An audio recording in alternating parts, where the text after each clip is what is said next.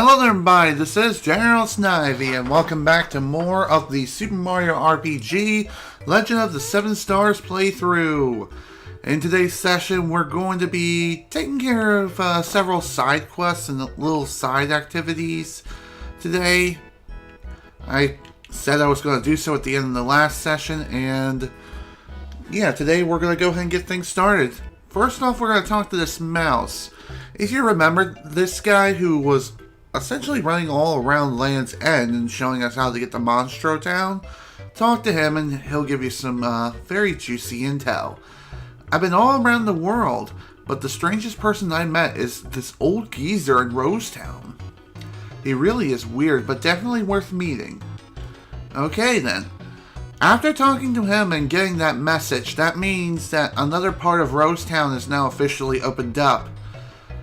And the reason why we want to do this is so we can get not only Mario's ultimate weapon, but also Peach's best defensive item, or technically it's like the best defensive item in the game for anyone, period. For now though, we need to return to Nimbus Land. Call me crazy, but the reason why we're returning here is because if we hug the right wall, somewhere around here we should see an invisible path, and look who it is. Oh, busted! What to do? I'll give you this fertilizer if you let me go, okay? Sure, sounds good, thank you. By the way, you can only get this fertilizer after you've beaten Valentina and Dodo. So, we gotten both the seed as well as the fertilizer. And trust me, we're going to need both of these things in order to get the ultimate weapon and item. Do not ever sell those items to anyone for under any circumstance. It may be possible that you don't end up selling it, but at the same time, just don't do it. Don't do it. Trust me. Alright, back to Rosetown. Quite a ways back, don't you think? Anyway, this is the path that is now opened up. Hello. Hi, I'm the gardener. See that huge planter? I spent many years seeking the legendary seed and fertilizer to fill it with, but had no luck. If only I could find them. Incredible! I can't believe it! It's the legendary... It's going by way too fast. Hey, I haven't finished yet! Well, that's my story. Say, will you give me the seed? Yes, here you go. I finally have it! This is extraordinary! Egats! Do you have what there, the fertilizer? Blah blah blah blah blah blah blah. I can't read the rest. I got it way too fast. Short attention span? Not exactly. It's more like you're talking way too frickin' fast. And trust me, I've encountered these kinds of people, especially at work. Yes, you may say I have fertilizer on the brain. Will you give it to me? Here you go. Oh, thank you. I finally have both the seed and the fertilizer. I'll try them out right away.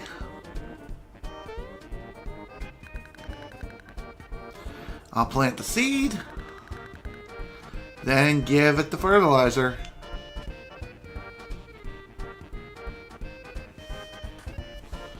Nothing's happening. Oh! Hello! Wow! This is amazing! This is unreal! This is just like winning the lottery, only without taxes and blah blah blah blah blah! Funny enough, this is so freaking true, it's not even funny. You think it could be used to get a little... You think it could use a little more fertilizer? Oh my god, really? Oops, maybe not, huh? This will get me to the Happy Garden Monthly magazine. Well, after planting that seed, it has grown out of his chimney and outside his house. Climb this vine all the way to the clouds and we will get two special items. First off, the lazy shell and the lazy shell. Yeah, It sounds like we're getting duplicate items, and trust me, it's not. First off, we have the lazy shell, which is marked as a weapon. This is Mario's ultimate weapon, and it is the most powerful weapon in the game for him. The second thing we have here is the lazy shell armor. How this works is that it dramatically decreases your attack power, but in exchange, you will be nearly invincible. And if you give this item to say Princess Peach, she will turn into like the ultimate tank. Quite literally, nothing can touch her. Almost all the time. I am dead serious. It is that freaking broken. Especially on Peach. I mean, sure, she doesn't have much attack power to begin with, so that's like the most logical option of giving her said thing. Seriously, do it. It may be broken, yes, but it makes things so much easier, and yeah. Now we can just breeze on through the rest of the game as Peach basically tanks everything. Funny enough, something like this does make an appearance yet again later on in 2008 or 2006 in The Last Remnant, believe it or not. And it's a weapon as well, and it turns the main character into a dodging machine, can insta-kill people instantaneously, can literally be an army of one, and also he rarely gets hit by attacks, if at all. If anyone's played that game and has had their hands on the weapon, knows exactly what I'm talking about. But for now, though, we're done with Rosetown. Onward to our next destination. I pulled up a guide here on how to get some of the other things that we're going to be looking into getting today. The other ultimate weapons that are available for grabs are in the final dungeon of sorts. Well, the second to last dungeon anyway, for most characters. The exception being is Princess Peach, as her ultimate weapon, believe it or not, is actually being sold right now in Moleville. I didn't even think about this earlier until it was just too late. Granted, this item is still available and can be purchased at any time. Right now, though, I need to sell some stuff, and I need to sell them now. Definitely gonna keep the shiny stone because, well, you kind of need it in order to access the optional super boss Culix. Just saying. Let's see. I really don't need the red essence anymore, so you know what? I'm just gonna go ahead and sell them. Sell them for a quick buck. As stupid as that may sound, with the lazy shell and Princess Peach in tow, this will make the game a literal cakewalk, and I can kick Culix's ass if I want to. In fact, I may do that sometime in today's session. Alright, first off, let's sell off the Mega Glove, because we don't need that anymore.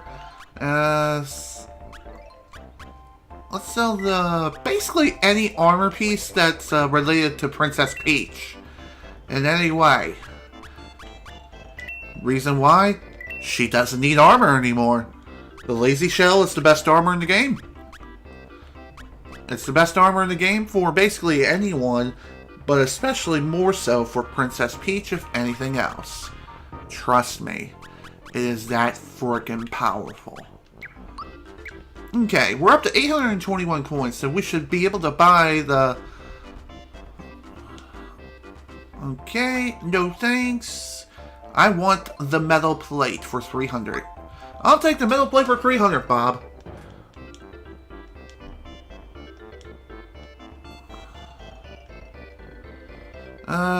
Gimme. Alright, that's all the items he has for now. The mystery egg. A product of pure love. I don't know what that's all about, but we do have the metal pan for Princess Peach. Let's go ahead and give it to her. It increases her attack power by 30, and it is literally a frying pan. A frying pan that you would use in the kitchen. That's it. A frying pan is Peach's ultimate weapon. You ever heard the term, get back in the kitchen? Well, Peach is bringing the kitchen to her enemies and smacking them upside the head. This is gonna be fun. Real fun. Okay, first, next thing we're going to be doing is we're going to be heading off the booster tower. The reason why we're going to head back here is because apparently, I did not know about this, but there's actually a minigame that you can play at the very, very top of this tower.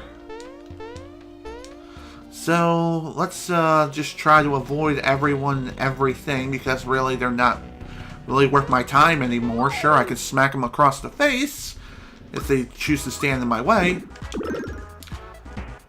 Damn, look at that attack power. And that's just from regular old attacks.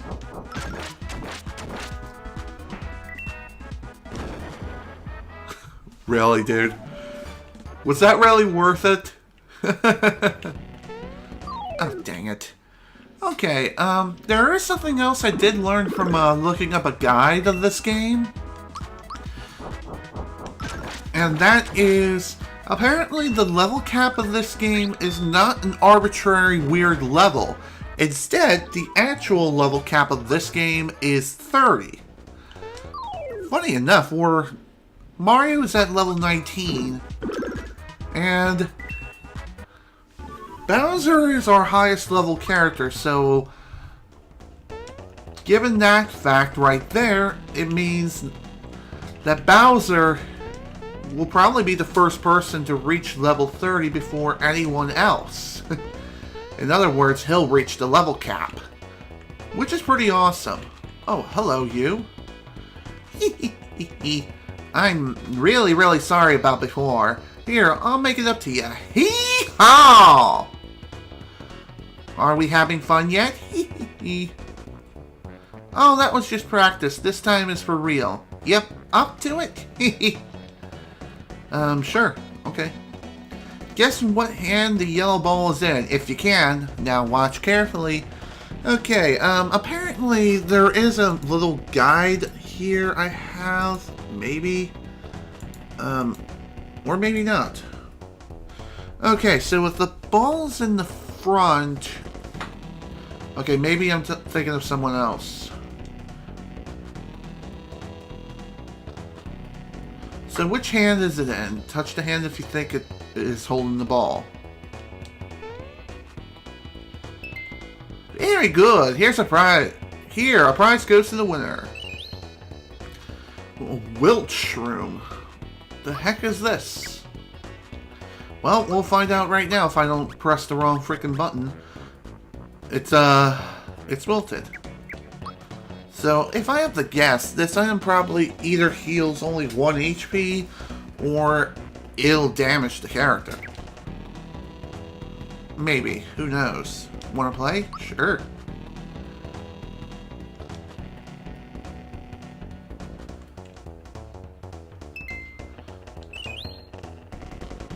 Okay. This is not the minigame I'm thinking of, but it is very close to it. And that minigame I'm talking about is very similar to that clown minigame that we just played. The exception being, of course, is that this next minigame is at the very top of the tower. Back when we fought those clowns at the very roof of this place, we just need to get all the way back up to the top of the tower, because for reasons unknown we can't just warp up there. But whatever, it's totally fine. Oh, hello, we have a new enemy. Full house. Something, something, everywhere you go, everywhere you look. Is that Full House or is that Family Matters? I'm pretty sure that is Full House. Whatever. Anyway, new enemy is a gesture. And he's dead. I think we'll encounter another enemy like him later on. Like in a different dungeon or something. Who knows? Either way. Oh, of course. Can I just... Oh. Well, so much for being able to run out of here. Whatever. It's fine. Oh, that's funny. Again, why go for Peach? She's clearly invincible. Double experience. Might as well. God damn it. Well, at least I got a free pick-me-up out of that. And besides, it's not like I lost that much experience to begin with. It was only 6. Really, game? Really? Dang it.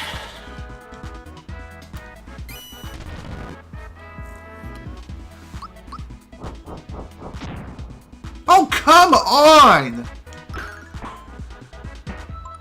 I'm surprised that particular fireball missed both the lazy shell and Bowser's attack, but ended up getting hit by a frying pan. What the hell is that about? Like, seriously, what the hell? Alright.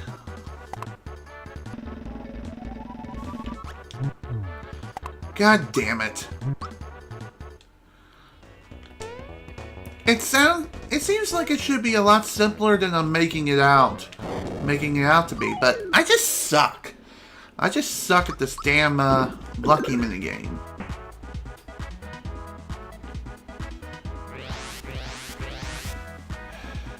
Really? There you go. Sit down, son.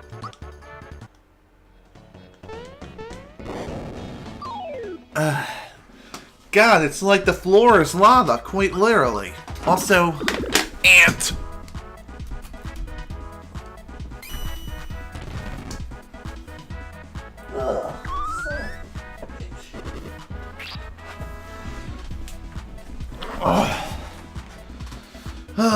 Sorry about that.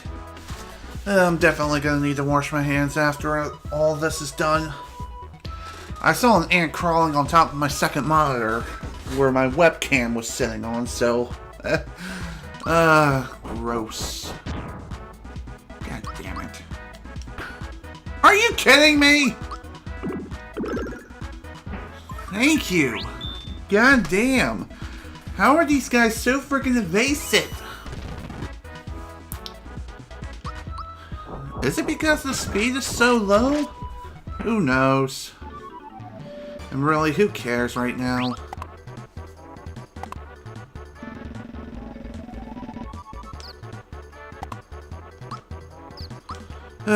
When in doubt, pick the metal.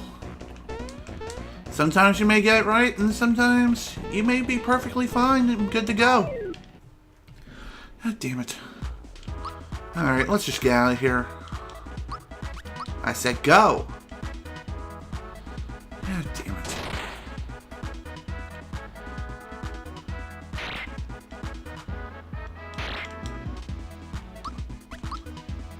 Thank you! God damn! Why was that so freaking hard to do?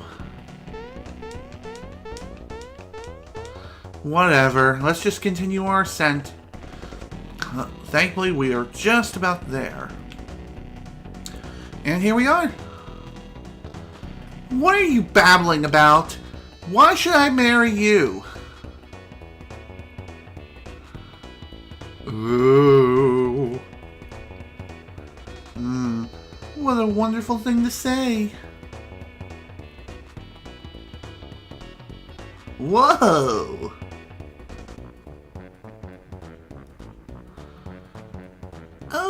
Okay. Well then, maybe the minigame I was thinking of is that clown whom I've encountered earlier. Otherwise, I feel like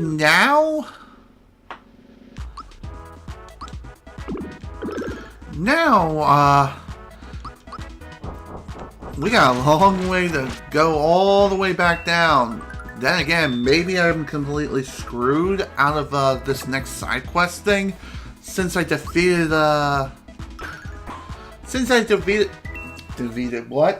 defeated Valentina earlier. Ooh, level 20 for Mario. Nice, about time. Okay, let's go with that.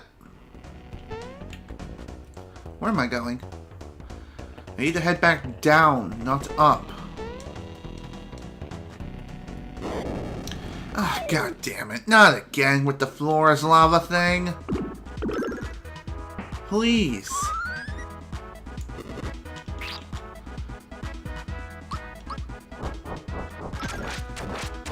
Here we go. Thank you for getting the job done. About frickin' time.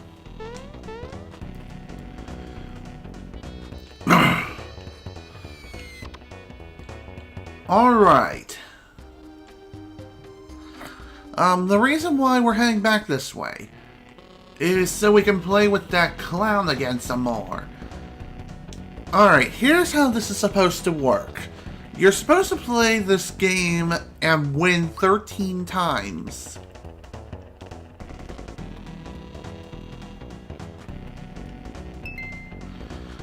Alright, that was win number 3.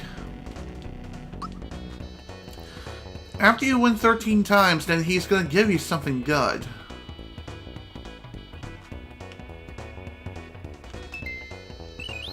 There's 4.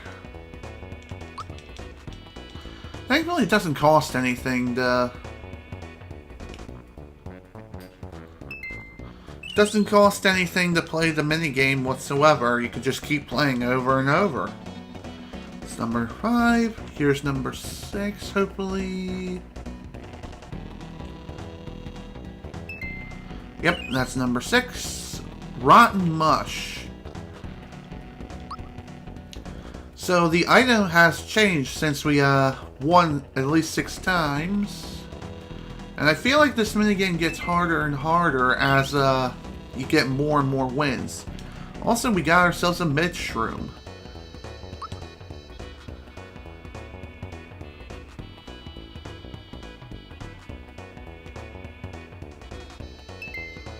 Okay, that was number 8, I think.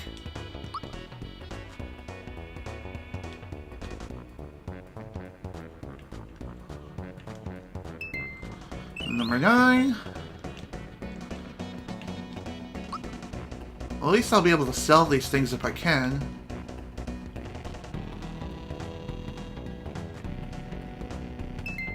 Number 10.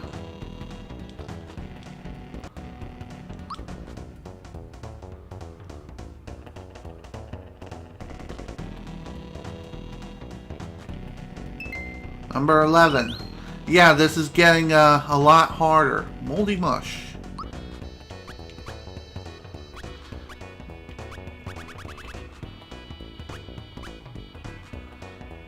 There's mold growing on it. And wow, we're completely maxed out on items. Okay. Time for number 12.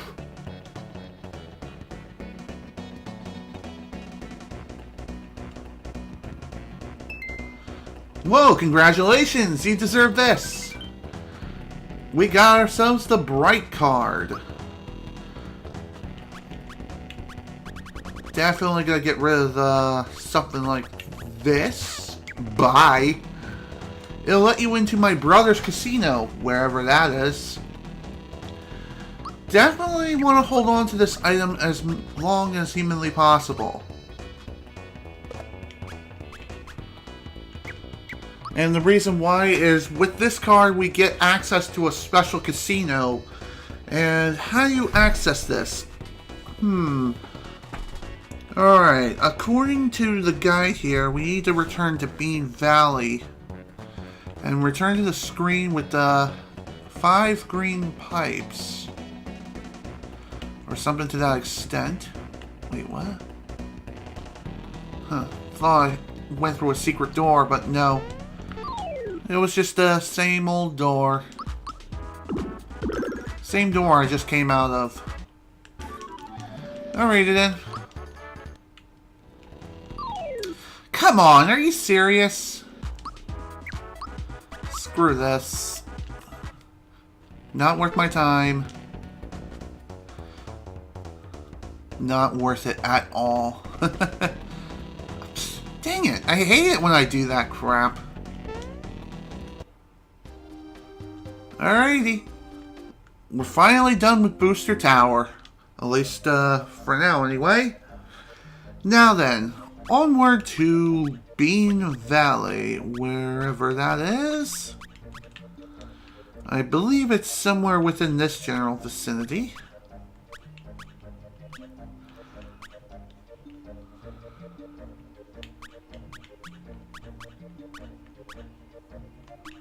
Okay, maybe not. Maybe it's a lot further off than I thought.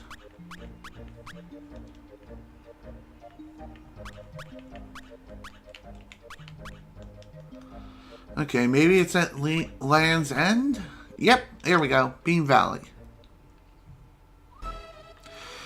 Okay, according to this, we need to go to Bean Valley and find the screen with 5 pipes. Enter the pipe at the top and the closest to the safe block. Uh-huh.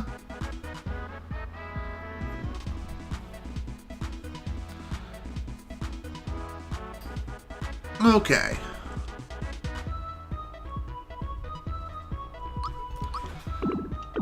Alright, so, if you remember that one room with that weird, chomp whom we fought earlier? Well, according to the guide,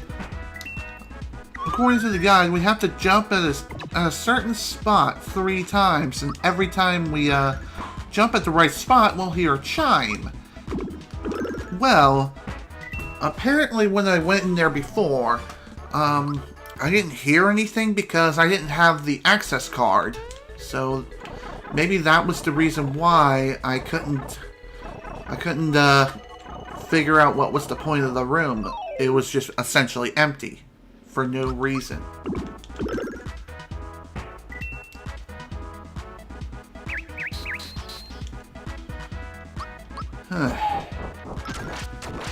There you go. Once again, hey? Sweet. Take that.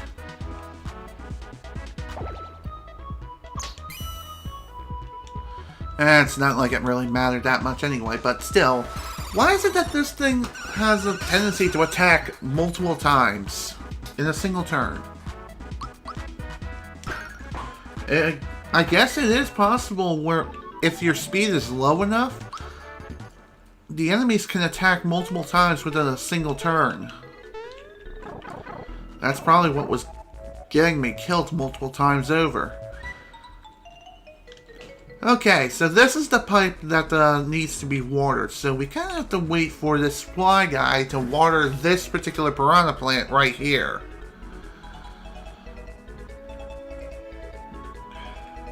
And of course, RNG. RNG, dude! Oh, so now you finally come over here. I really wish I could just ignore him and just leave, but no. Instead, you have to kill all the enemies that are in this place.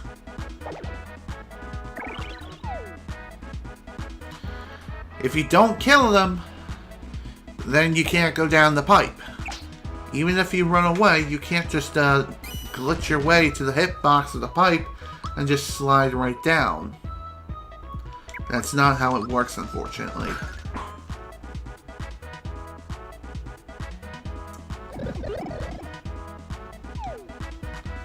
Seriously? Why'd you make Bowser take another nap even though he's clearly asleep already? It would have been funny if that lizard just killed himself with his own attack. Of course, that's funny when it comes to Pokemon, in the sense of the enemy being confused, but it seems like whenever an enemy is confused in Pokemon, they can still execute their attacks no problem, but you always attack yourself at least 5+ times. Every time you get confused. And then you're inflicted with another confusion status again, just to repeat the cycle for an additional 5+ turns. Again, it makes no frickin' sense, but what can you do? Why am I ranting about Pokemon in a frickin' Mario RPG game?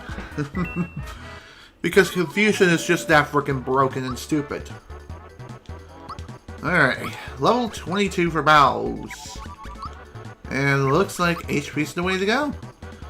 202 HP, wow. Pretty dang impressive. Alright, here's the Chomp.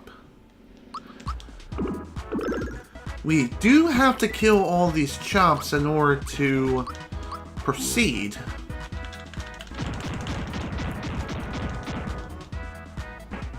There we go. Might as well kill them all right now with just a single attack.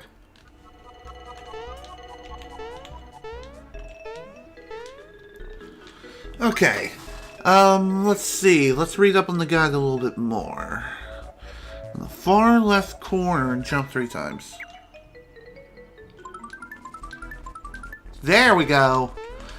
It was at the corner. You had to jump up to the corner. Anyway, welcome to Great Guys Casino. Funny enough, I never even heard of this place until I've watched Slim Kirby's playthrough of this game many years ago. Please enjoy yourself. By the way, you won't be able to access this place without that card. And also, it's a really good idea to try to go and save your progress as soon as humanly possible. Trust me, you want to do it. Just so that way, if you are gambling your money away, make sure you have a way of getting it back. Granted, I could also use the SNES Classic Edition Save State feature and use that as well. But, still. Just saying. What's this?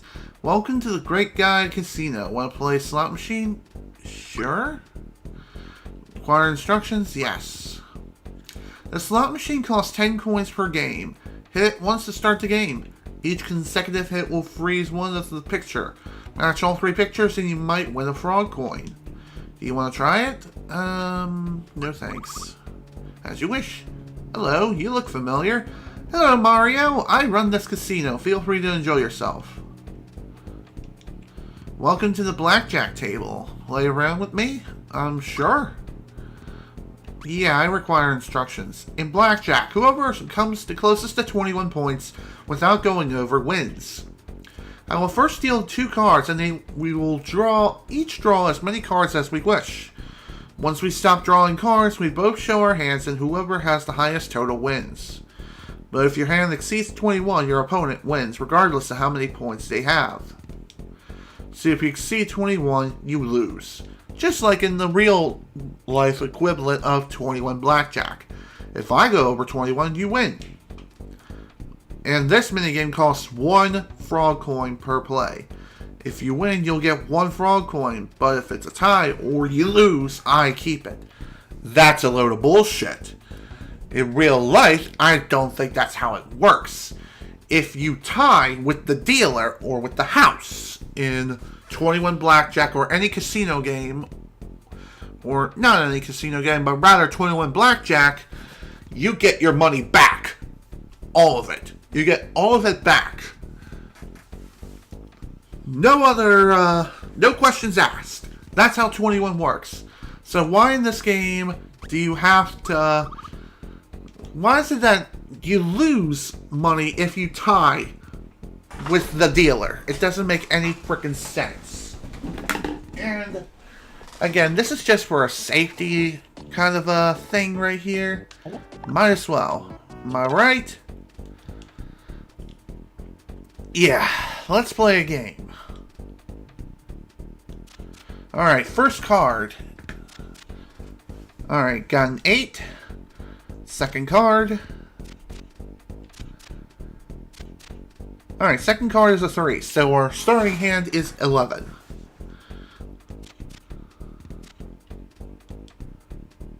Alright, total is 11. I'm going to draw. Hit me. So we're up to 17 or 16.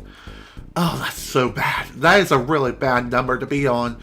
If you're on a number of, say, 16 through 19, I believe, that's a really bad hand. Okay, our total is 16.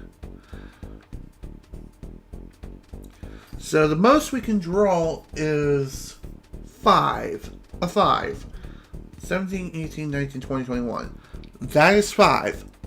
If we get anything higher than a 5, then we lose automatically. One thing I'm kind of wondering, in this variation of 21 Blackjack, do they use face cards like kings, queens, aces, and jacks? Because those cards, the king through the jack, are worth 10. However, aces are either 1 or 11. And that number can be determined based on your hand and what you have. What's your number? If it's higher than 21, then it's worth 1. And if it's under 21, then it's worth it can be worth either 11 or 1.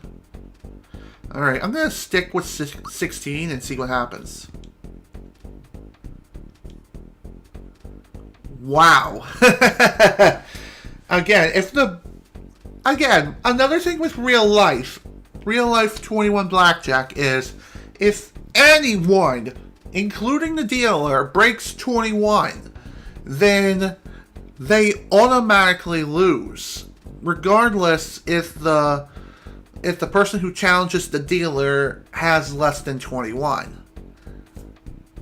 That's typically how it works.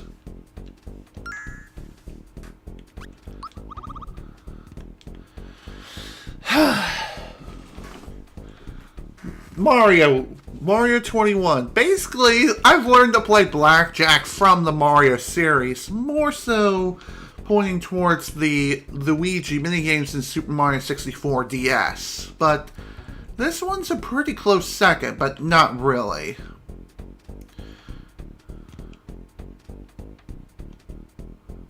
Look the other way? Ooh, sounds fun. Right, and look the other way. Left and right on the control pad.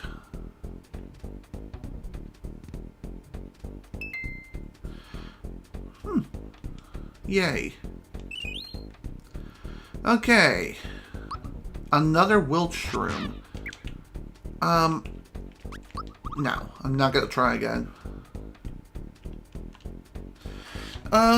When it comes to this particular thing right here, this minigame, it's a game of look away. If anyone has played the look away in Mario Party 2, then it's essentially the same sort of deal here, except that it's not a 1 versus 3 minigame. It's one-on-one, and there's no musical beat or catchy jingle to go with the tune.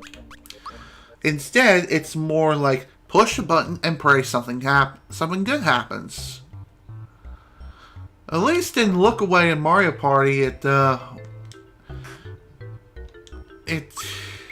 don't even know how to put it. Sure. Let me sell you some stuff. Definitely not the card. That's the last thing you want to frickin' sell. If you sell that card, there's probably no way of getting it back unless you play that one minigame with the balls and the booster tower an additional 13 times. And win an additional 13 times, or something to that extent, I'm not too sure.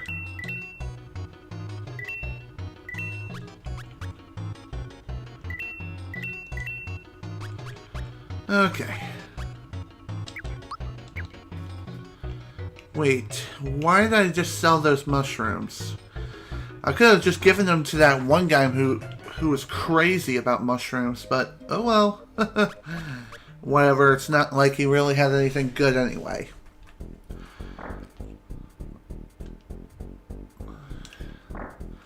So, anyway, when it comes to this particular minigame right here, unlike the first clown who requires you to win only 13 times, as you're playing through this minigame right here, you need to win 100 times. Let me say that again. 100 times. But thankfully there's no win-loss counter in this game.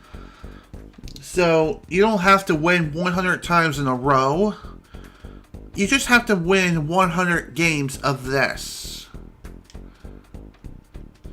So again, you just have to keep talking to him over and over until eventually you get the opportunity to play the minigame with him.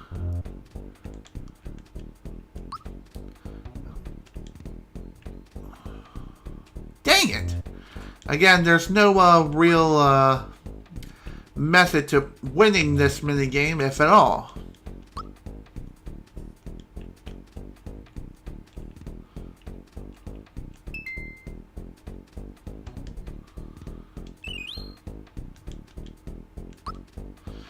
Okay, that was my second win.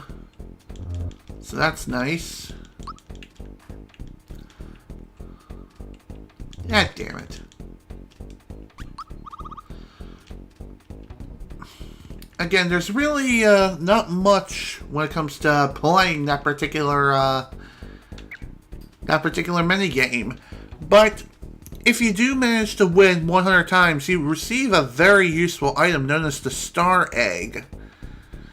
I really don't know what it does. I think it's an accessory that is probably one of the most useful accessories in the entire game.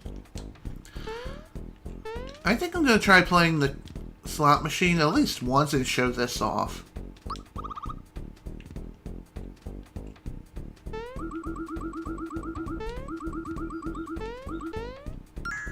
Awesome. Well, if you manage to score 3 slot wins on the slot machine, you get a frog coin. And I completely butchered the wording on that. If you manage to get 3 images on the slot machine, you win. So, that's nice. And it only costs 10 coins to play. So, that's cool. 10 coins, and if you manage to win, you get 1 additional frog coin. So, again, freaking awesome.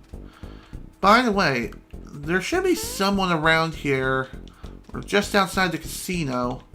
I think once you're done, once you get the 1 item that you absolutely need and are looking for, you will encounter someone who you can sell your card to. You can refuse up to 2 times, and really that's the best way of getting rid of the card without actually selling it for 700 coins. His first offer, according to the guide, is 100 coins. If you refuse, he'll then offer you 5 frog coins, refuse 1 more time, and he'll offer you 15 frog coins, and that's his final offer.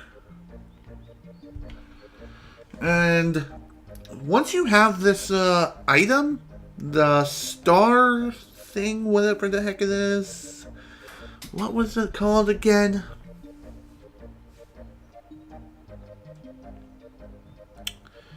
Shoot. Star Egg, that's it, Star Egg. Okay, let's see. According to Twitch's timer, we're only 48 minutes into the session, but in actuality, we're 50 minutes in. Dang it, Twitch, why must you be so slow in updating? And apparently I lost some frames sometime during this stream. Well, that was just my fault being a doofus. Okay.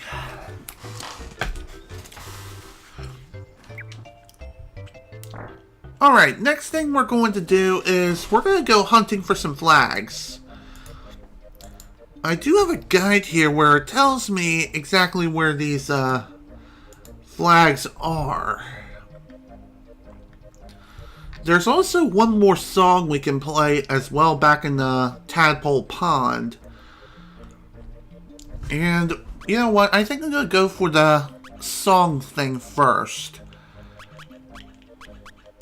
And the reason why we're doing this way is because this is probably the easier of the other thing that I'm thinking of. The final song we can think of or play in the Melody Bay. Oh, this guy also tells you what the song is.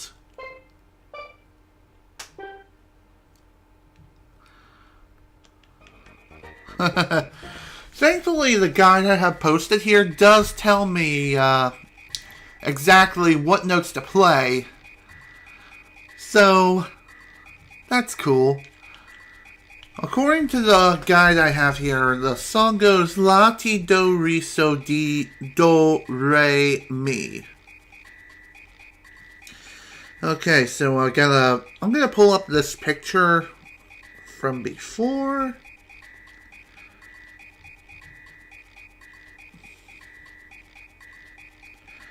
Okay. Let's do this. Okay, it's La. First up is La. Do, Re, Mi. Do, Ti, La. La. Alright, next is Ti.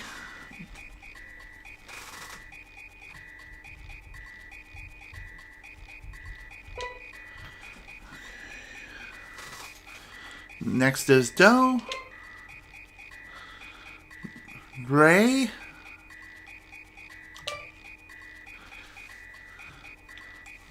Okay, next is So. So, second from the bottom, I think.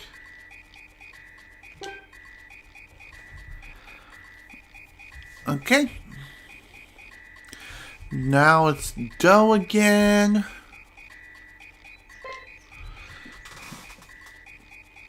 Re. Or Ray. And Mi. God damn it. I hate that. Come on, hit the... When I say jump, you frickin' jump. Thank you.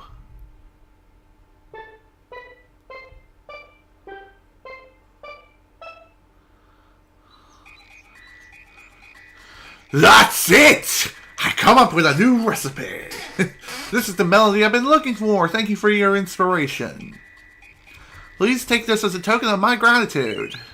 And that is the Soprano card. The Soprano card is the final card that we can get from this guy. Finally, my song is nearly complete. But I must confess that you contribute a lot to it. We can all take credit for it. Now you must think of a final phrase that will wrap it all up. Let your creative juices flow and show me what you got. Oh.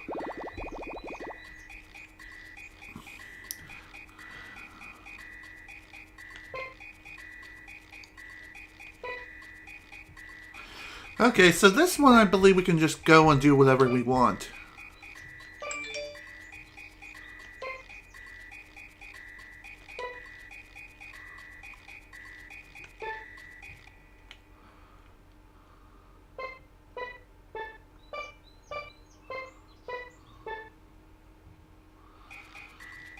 Okay, here we go. Listen to this. It's our song.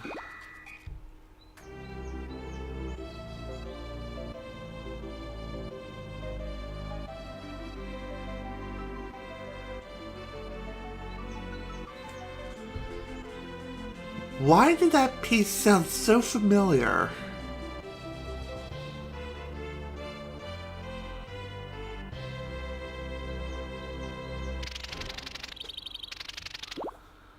How did they applaud without having hands?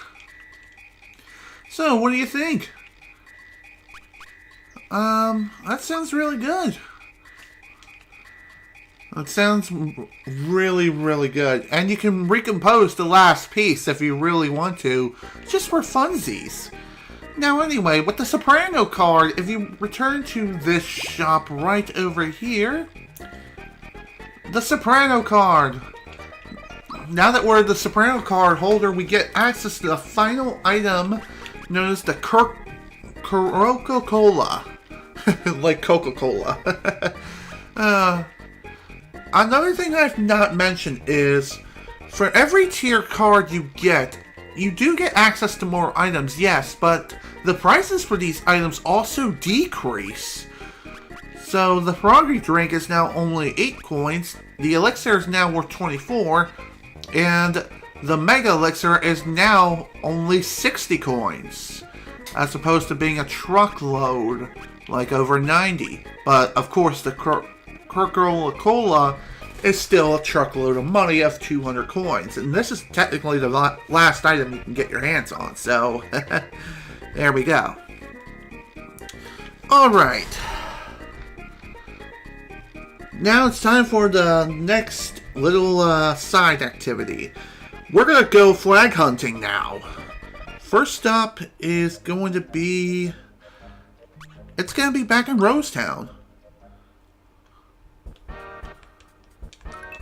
There we go, we got the Reaper flag, and it's on the side of the welcome sign back in Rosetown. Second one is all the way back at Mario's pad, believe it or not. So let's go. And this next flag is right in front of Mario's bed. There we go. It's literally right here, you just gotta be on the right pixel. There we go. Might as well take a rest while I'm here. It's not like we'll come back here ever again. Alright.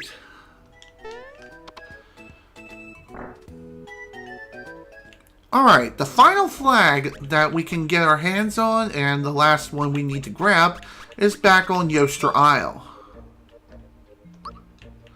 All the way back here.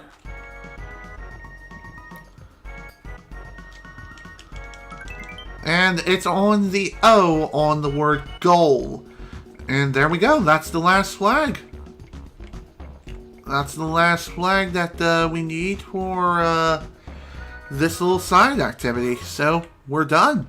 We're done with flag collecting. So now it's time to return all the way back to Monstro Town. Which is quite a ways off. Thankfully, we can just simply walk all the way there somehow.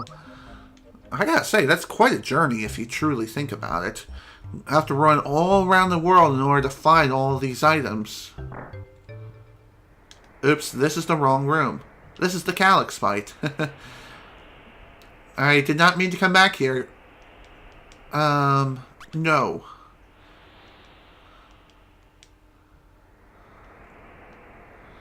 I do not wish to fight you yet, though I most likely will within this session sometime soon. Okay, that's not the door I want. This is it, right here. After you get all 3 flags, return to Monstro Town and take a nap here. The 3 ghosts whom you've encountered earlier will reappear and say, "Good job, you found all 3 flags. Hey, you're not half bad. You did pretty well. We had a great time too. Thanks for playing our game. Now the grand prize giveaway."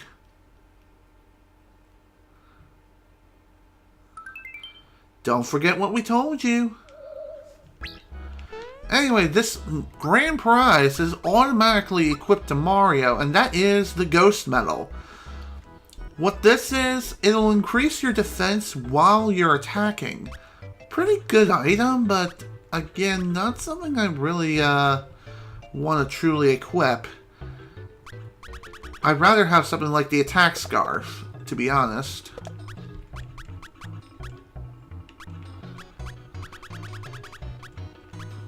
Honestly, I feel like the attack scarf is a better item overall.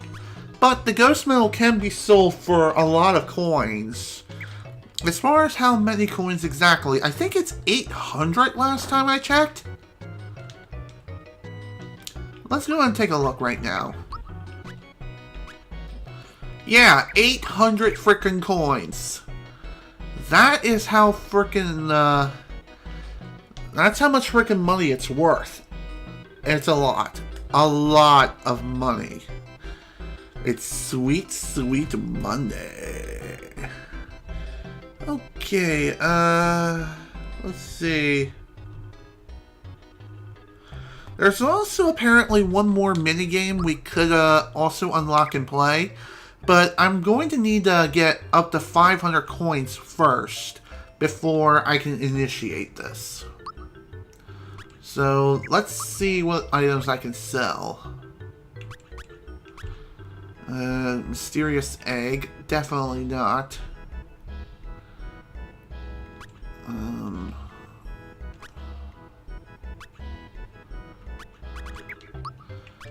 Well, I guess I'm gonna be selling some other things, like this war fan. Not that I'm gonna need it ever again.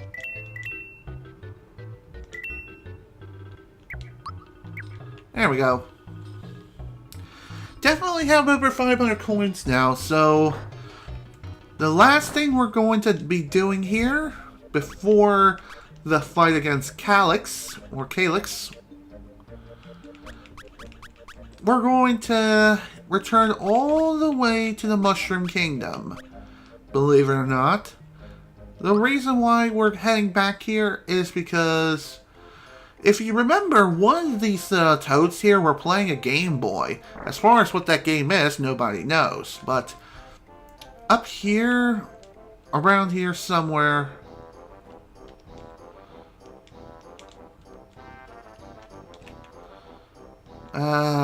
is this the right house? I'm gonna say no, it doesn't look like it.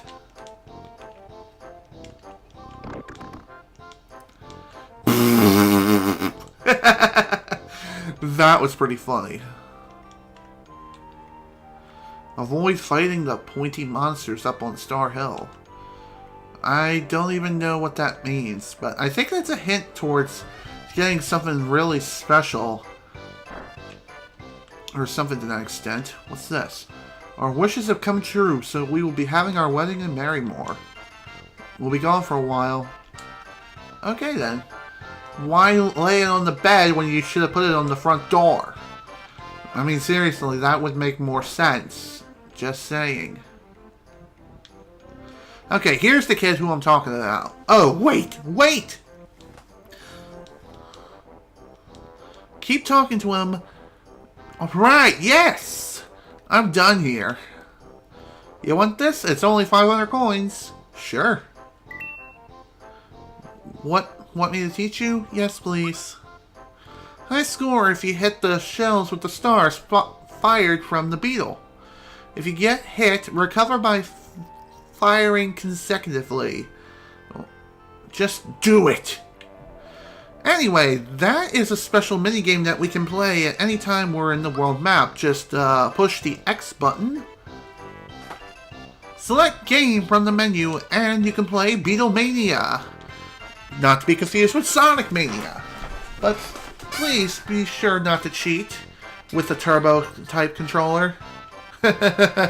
Not like I could even do that anyway, since I'm playing this off of the SNES Classic Edition. You all know that the SNES Classic Edition uses the classic style controller port, and the only kinds of controls that work with the classic controller port are for like Wii and Wii U Virtual Console games, and the SNES Classic Edition, and the NES Classic Edition as well. Alright, let's check this out.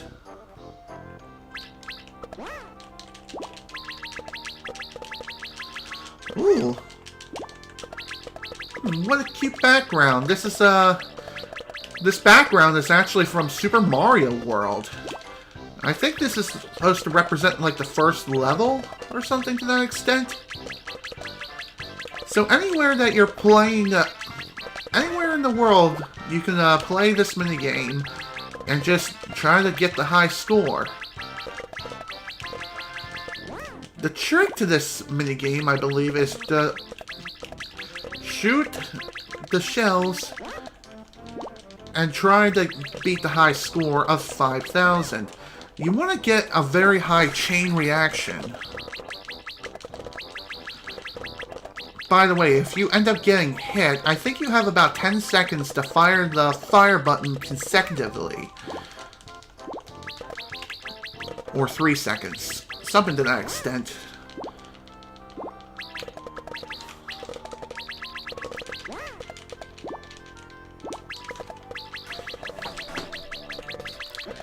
As the minigame goes on, it does get harder and harder. There will be more and more shells thrown at you.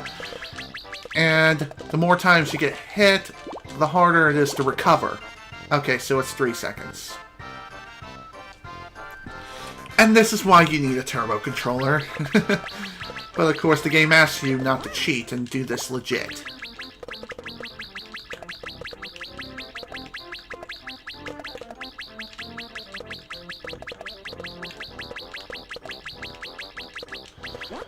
God damn it.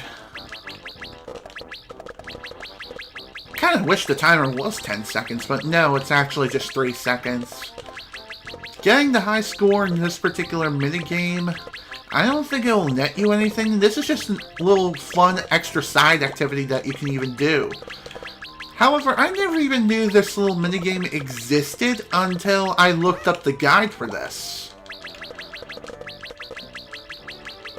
I don't even know if Slim Kirby even showed this off during his playthrough or not. If he did, I probably missed it, or I just don't remember it. Or misremembering it, as he puts it.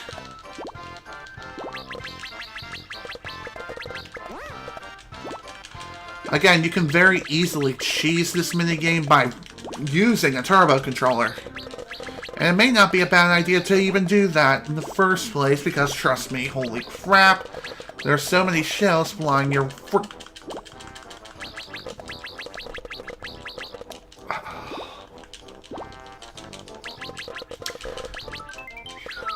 Damn! That was an awesome chain reaction. I wonder if there's a way to pause this, because... Damn, I need a rest. Thankfully, you can pause the minigame if you really need to. Okay. Alright, let's go. Don't be afraid to pause the game and rest up if you need to. God damn it.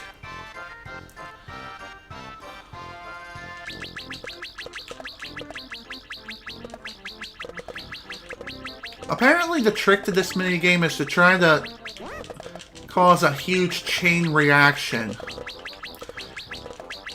And I've also noticed that the more times you get hit in this minigame, the harder it is to recover. Eventually it'll get to the point where you will not be able to recover at all.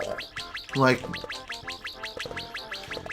I think the threshold for the number of times you need to press the fire button to get back up on your feet, it takes longer and longer.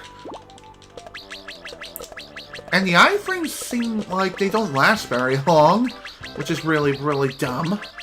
And especially if you get hit too many times early on where there aren't many shells flying around, that's when you're going to be in some serious trouble.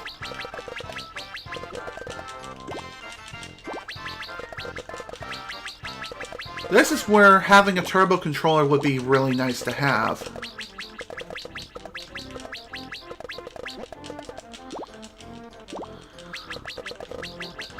Then again, maybe it's not the timing that gets harder to push away from. It's just the countdown timer gets faster and faster each time.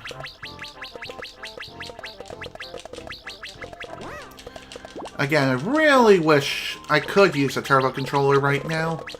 That would be really nice to have.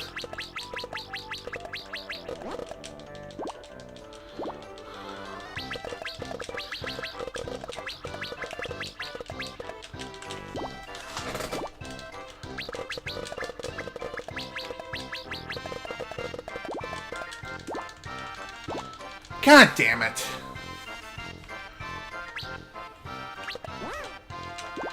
Are you serious? I was not hit by anything.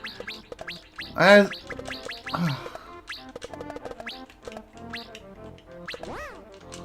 damn it.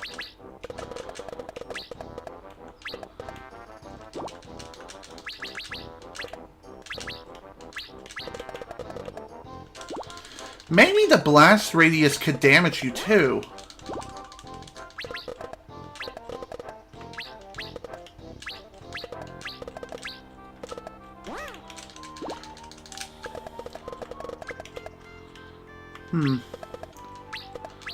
Man, there is nothing more satisfying than just seeing the frickin' huge chain reaction just go off and decimate everything on screen. It's just that frickin' good.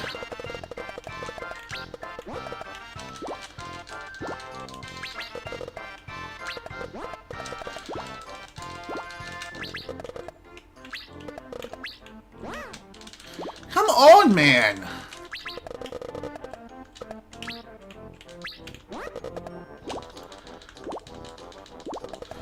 God damn it.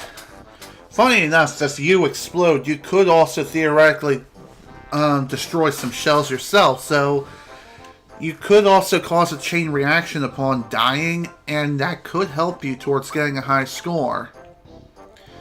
Again, I don't even know what the actual high score is when it comes...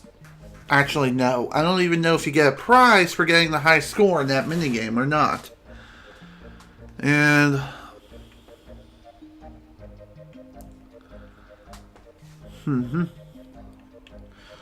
Apparently, you could also use any of the 4 face buttons, like the B, A, X, or Y button on the controller, to fire as well, if you really want to. So, that's cool.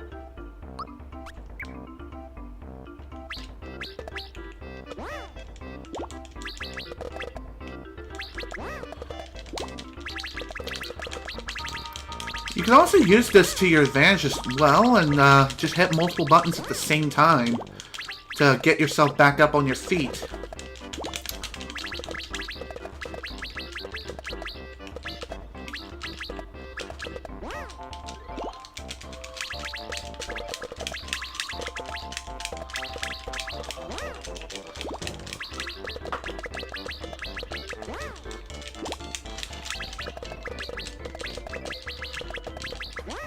Alright. Now you may be wondering, why did I go to Moleville of all places to play this minigame? Well, I like the music here in Moleville, and I figured this would be a good place to go.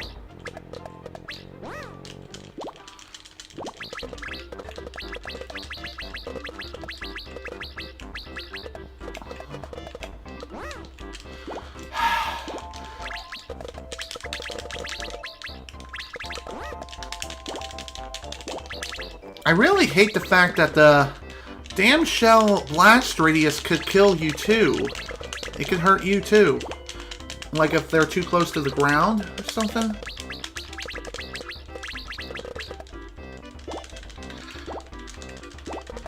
Oh, god damn it. What a terrible run. You know what, screw this. It's probably not even worth my time anyway, so what does it matter? Okay. That was the Beatlemania minigame. Let's see. Any other things when it comes to this guy that I need to know?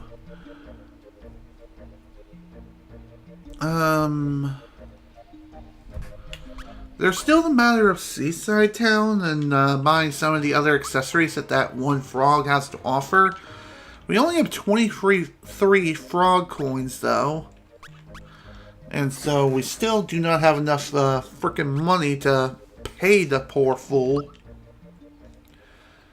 Let's see. Let me check my items real quick, and then decide what I'm gonna do from here.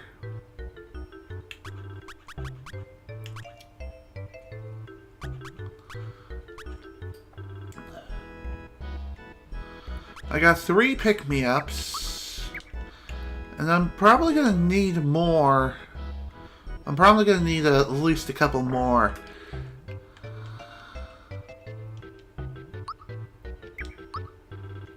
Oops. Wait. That was the right shop. There we go. Alrighty then. Since I really have nothing else to do right now, I might as well go ahead and... fight the most powerful being in the universe.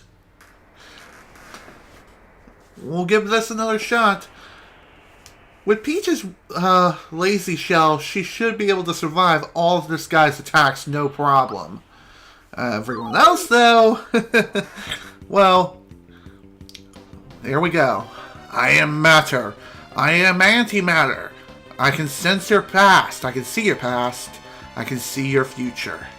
I consume time, and I will consume you. So here we go again. Culix round, I really don't know nor care. It's one of the later rounds, and I think this is round 5 or 6. Either way, I just feel like giving this another shot. And as you can see, the lazy shell is really putting in work for Princess Peach.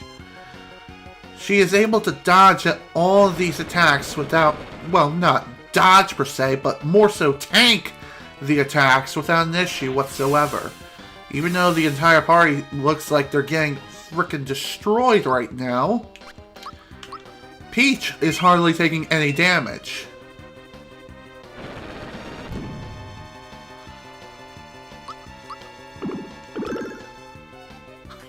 332. Wow, not bad. So what I feel like this battle all comes down to is using multi-attacking abilities like the Bowser Crusher and using Group Hug. And if anyone dies, you can just bring them back by means of Peach's comeback ability. Since Peach is like a literal tank, she can bring back the entire party without having to worry so much about dying at all.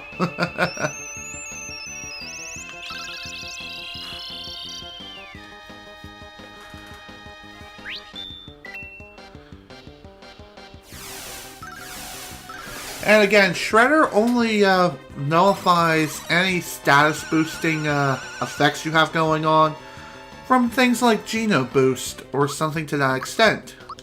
Otherwise,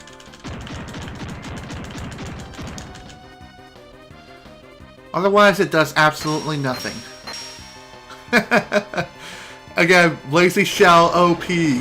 But hey, after everything that we've been through our entire journey, it's honestly well worth just keeping equipped, even if it seems so freaking cheap. Honestly, Culix really deserves this kind of treatment.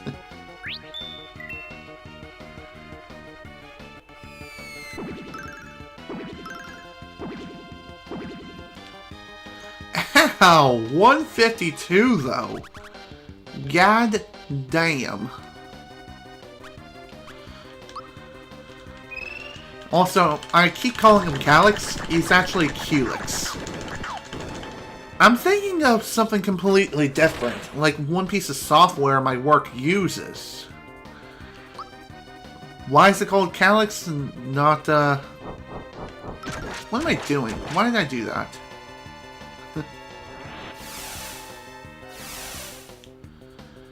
Get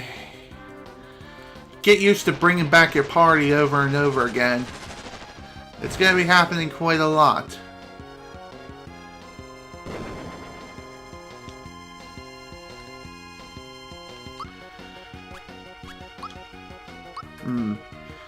Running low on FP. That's not good. At the very least, we do have some FP restoration items on hand. Especially the royal syrup and stuff. Ow! The hell was that? Well, whatever it was bad. And it looks like Bowser's about to die again. Yep. Dang it.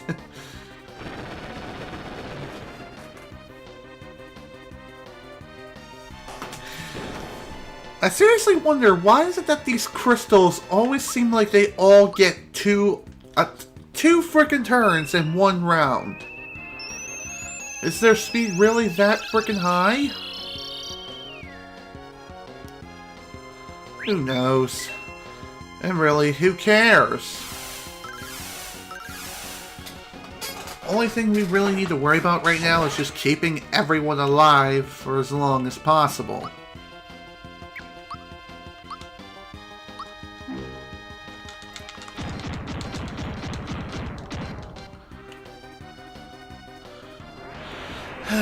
Eventually, we will be able to take out at least one of these crystals, and once you take out at least one crystal, the battle does get easier because you'll have less BS to deal with. And less attacks to deal with, too. Well, crap.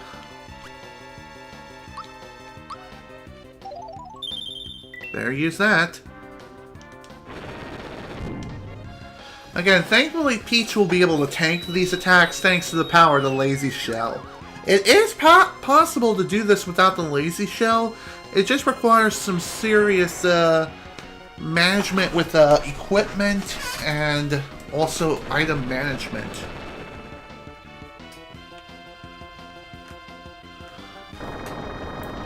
That's really all there is to it. It's just, oops. Not mean to do that, or that. Come on, game, work with me here.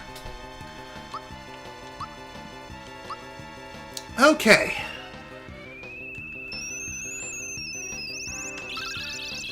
There you go, Bowser. Get back up on your feet, please. That would be awesome. I really hate the fact that the crystals can deal so much freaking damage, but again, this is a super boss we're talking about here. And super bosses always are more powerful than even the final bosses themselves.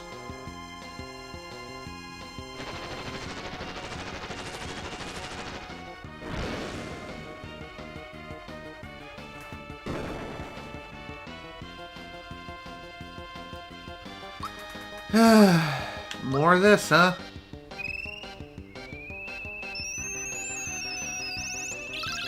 Seems to be a running thing that's going on in this entire battle. Just bringing back Bowser over and over again just so he can be destroyed within a single turn. From all four crystals attacking twice. Plus Culix himself.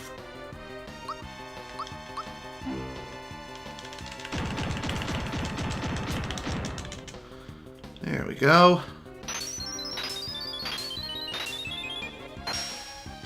Thank you for attacking Peach.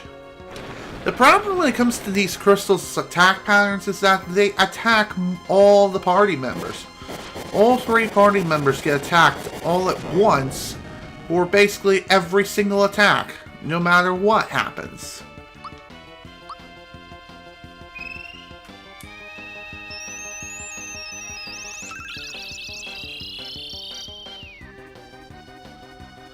There you go. Right back up, Mario.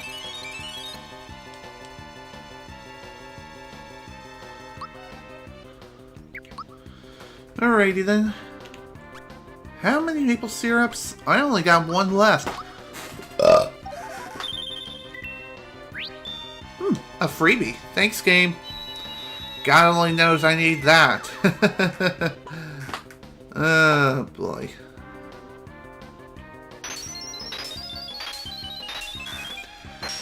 But yeah, Culix himself is a very, very difficult enemy to fight, and the hardest boss to take on in this entire game. I mean, considering the stuff that we've been through this entire journey so far, I'm surprised that this... How did he kill Bowser in one freaking hit? He only dealt 130 damage, and Peach healed him all the way. What the hell? How's that shit?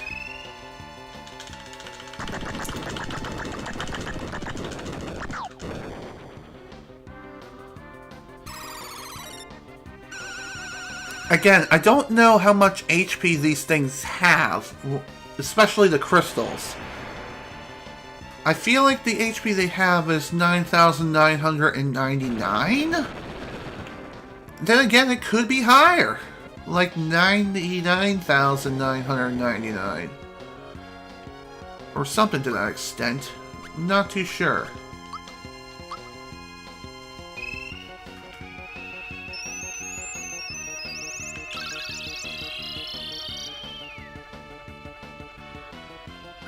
Here we go.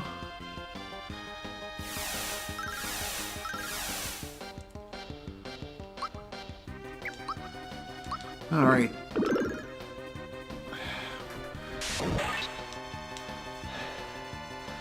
Again, these crystals just love taking a beating. They really, really do.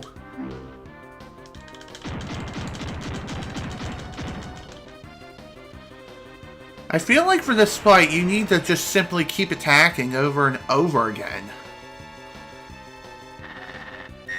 If you don't let up, then you should be able to get through this fight more quickly and more smoothly.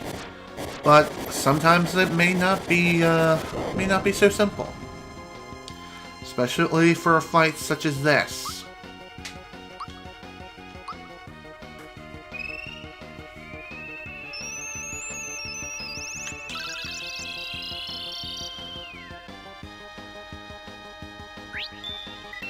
There we go.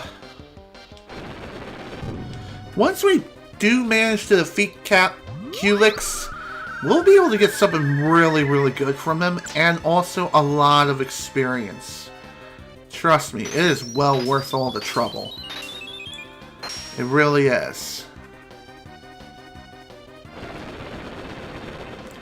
Just hate the fact that these attack rounds just seem like they last forever.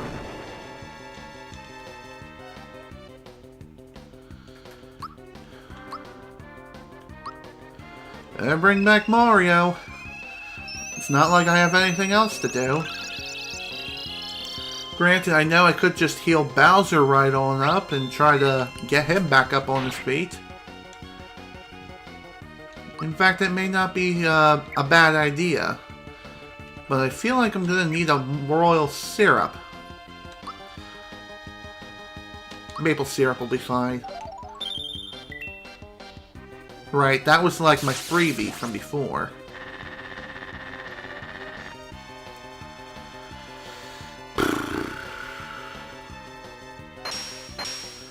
Why do you have to attack both Mario and Bowser?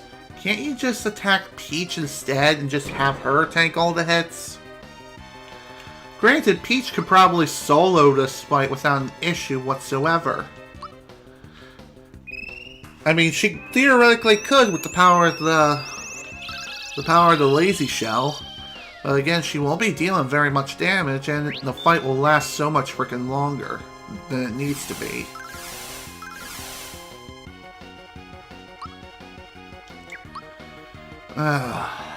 Do I dare attack the fire crystal?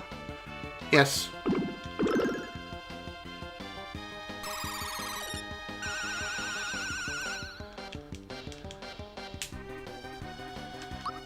Alright, time for another Bowser Crush. There goes one of the crystals. Thank God! The green crystal is gone. However, we still have to deal with the red, blue, and yellow crystals and Culix himself. Other than that, this battle is definitely going to be a lot easier now.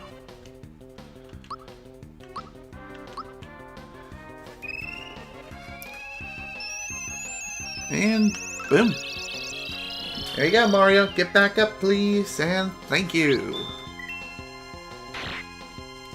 How? Wow. Okay, that was completely unexpected. Strangely, it seems... Okay, apparently I am losing frames like crazy.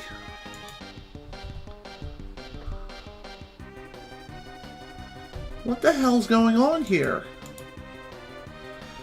Okay, why can't I refresh the damn dashboard? Wow, my internet just literally shat itself.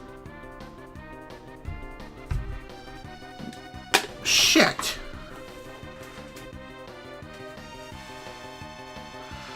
Well, I am technically still recording.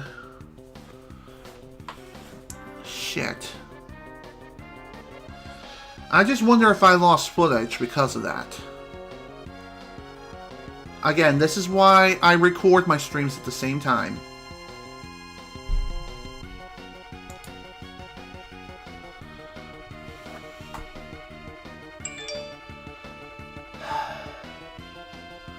That was why the Twitch dashboard was like, Okay, it looks like we have returned. Strangely, I just wonder if this is going to be split into multiple videos now, according to the video manager. Well, again, this is like I said, if you have dropped frames detected, I know. 49%. Okay, so, poor network connection.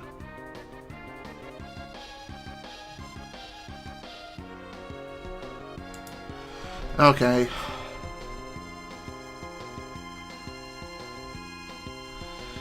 Alright, we have returned. That's what it looks like here.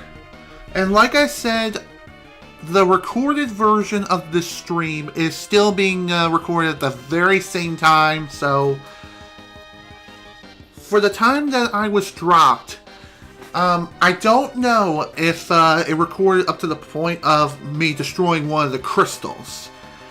If it did, then great. I don't need to explain very much, but for those who somehow lost connection to the stream, and I lost it myself, I'll go ahead and bring this up.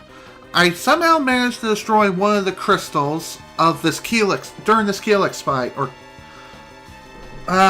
what was his name again, damn it?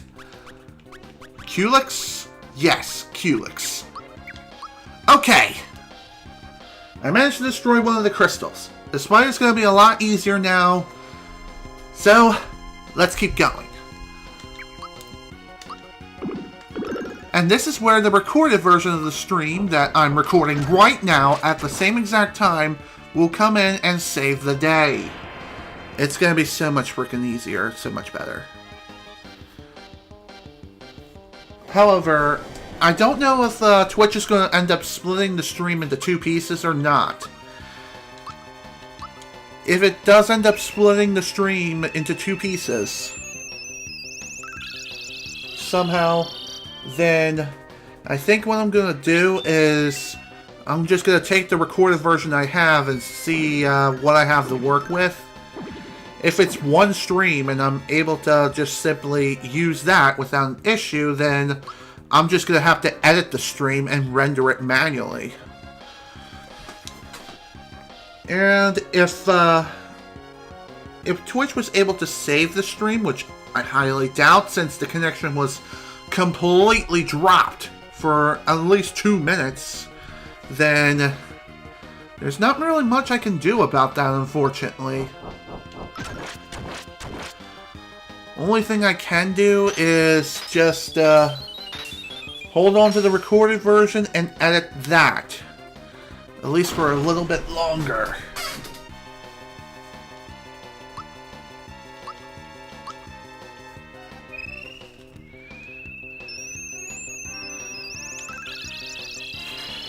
So, my apologies if the stream just randomly dropped. That was not my fault. I don't know how it happened or why it happened, but it happened.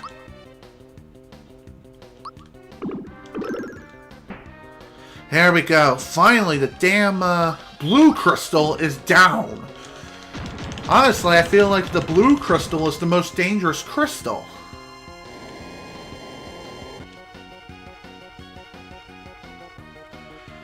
Okay. Crud.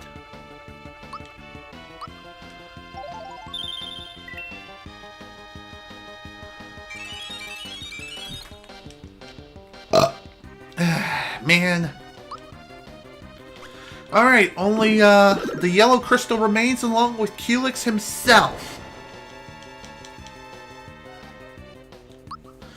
So now that 3 of the crystals have been knocked out completely, this is going to be a lot easier to finish and beat now. Okay, okay. Ow.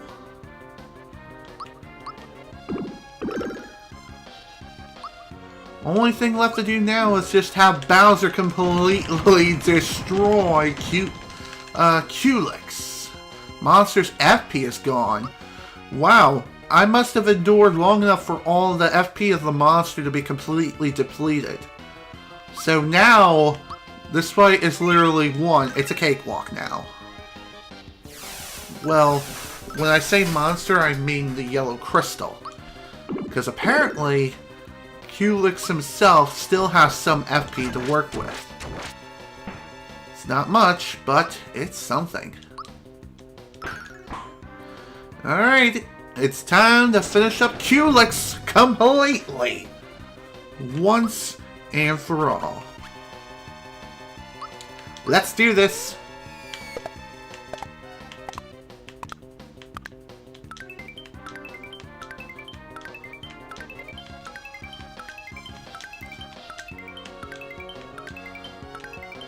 $266. Wow, not bad. But again, I feel like the lazy shell is more powerful. Way more freaking powerful.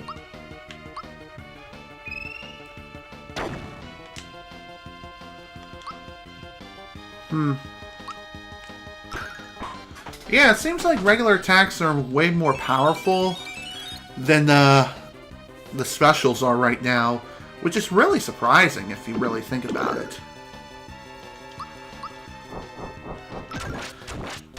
There's something else I've learned when it comes to the super jump thing. My current record is 40 jumps, and I did get one of 2 possible rewards from that instance. And the second reward that you can get is if you manage to pull off 100 consecutive jumps from the super jump. It has to be the super jump and not the ultra jump.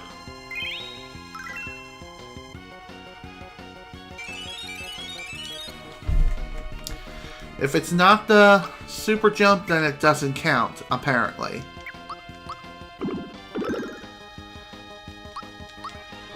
The item you can get from pulling off 100 consecutive super jumps after the first initial jump is a very powerful piece of armor from Mario.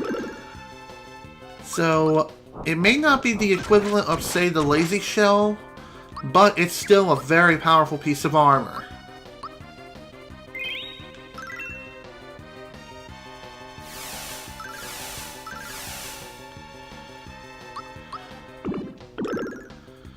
Okay. It's time to finish this guy off as soon as humanly possible. Again, this fight is going to be a lot easier to get through now that those freaking crystals are gone. Also, it seems like Culix's physical attacks completely bypass... They completely bypass the lazy shell's effect. So that's why it seems like it was dealing so much freaking damage. And Culix's FP is gone, and so is he! After beating Culix, you get 244 experience points. Honestly, I was thinking it was more like 9,000 or just 999, but this should be enough for at least 1 or 2 level ups. Let's see. And indeed it is. First up is Bowser at level 23. Excellent. And after defeating Culix as well, you hear a different victory tone, and this one is more so suited for Final Fantasy. It's a Final Fantasy victory tune. Definitely before Final Fantasy VII for sure, because that's, I think, when they started changing their victory themes on a per game basis. 3 level ups. Third person to receive a level up is Mallow, which is freaking sweet. HP it is. Fourth is Gino. So basically everyone has received a level up so far. At least one.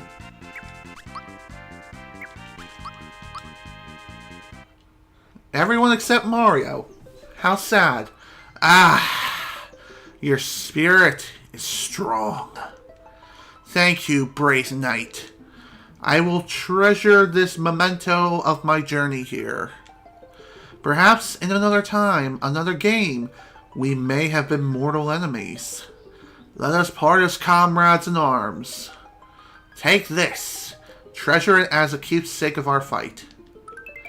And we receive the Quartz Charm. Farewell, Champion Knight. So long, dude. Also, this tune is a Final Fantasy staple.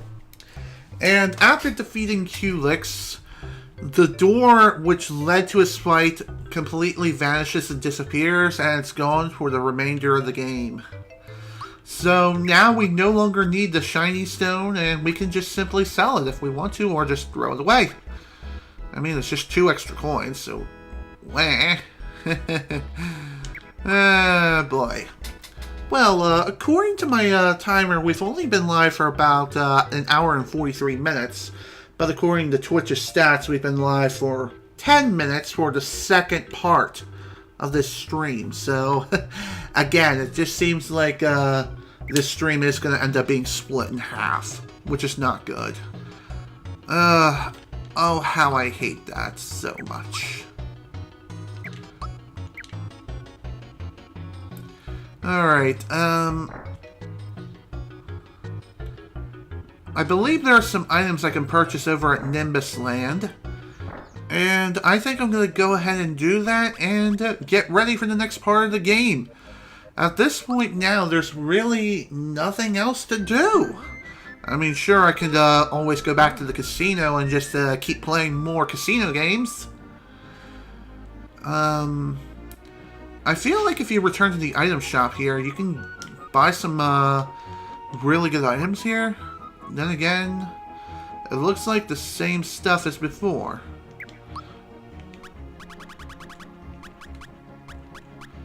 Yeah, it's the same stuff as before. Alrighty then.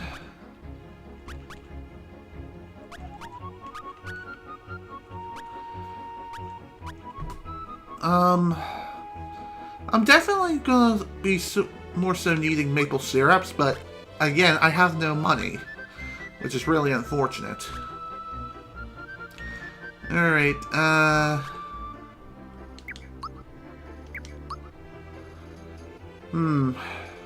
well, dang.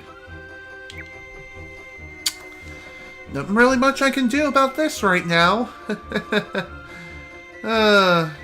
Well, now that that's done and over with,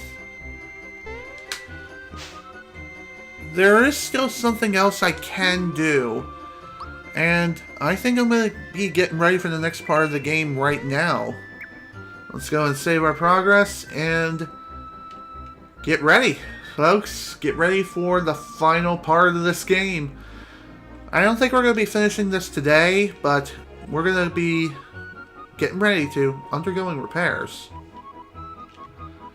Maybe I have to talk to King Nimbus before I can get the bus going. Yeah, that does sound pretty cool, but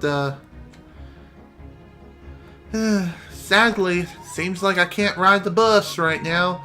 The frickin' Wonder Bus of fun and enjoyment. So lame. The Wonder Bus, featuring food and fun. Trademark. Not. Anyway, in order to proceed onward to our next destination, after completing our little side activities, you just need to return to Nimbus Land and talk to Mallow's parents. Mom, Dad! Were you able to find the star, dear? Yeah, the Exum Rangers took it away from us, but we got it back again. That's wonderful! Now the star thing can be repaired, right? Not quite. I guess not. You're still missing a piece, I take it. The last star? Wait! The only place left to look is in Bowser's Keep. Yeah, we know. But there's no way to get in. Believe me, we've tried, but... Yes, even Mario can't jump that far. Alright, I'll let you use the... That's it, dear! You should use the Royal Bus! Yes, Mallow, the time has come for you to take the bus. And not be thrown under it. Why, when I was your age... Really? Are you sure it's alright? Of course, dear. I've ordered the repairman to have it fixed by the time you leave.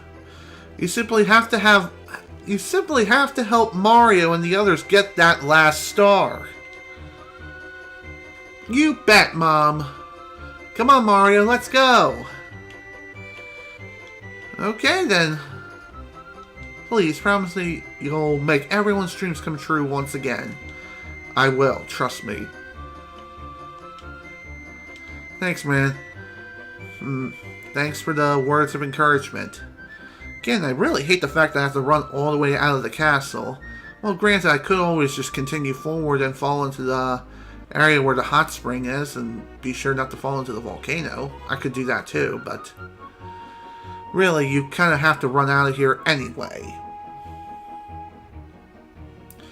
Alrighty. The bus has finally been repaired. We can start operating again. Prince Mallow! We want to go to Bowser's Keep. Could you give us a lift, please? I've heard the story from King Nimbus. You'll be there in no time. Here it comes! Here it comes! Wow. Quite a fancy looking bus. Doesn't look like a bus. It's more like a hovercraft. So, how are the engines running? Oh, it's purring like a kitten. Could you take Prince Mallow to the entrance of Bowser's Keep? Of course. Can't wait to get this thing running again. Come, Prince, hop on board. Alright, here we go. All aboard! We're off! We're off to see the wizard, the wonderful Wizard of Oz. Oh, JK.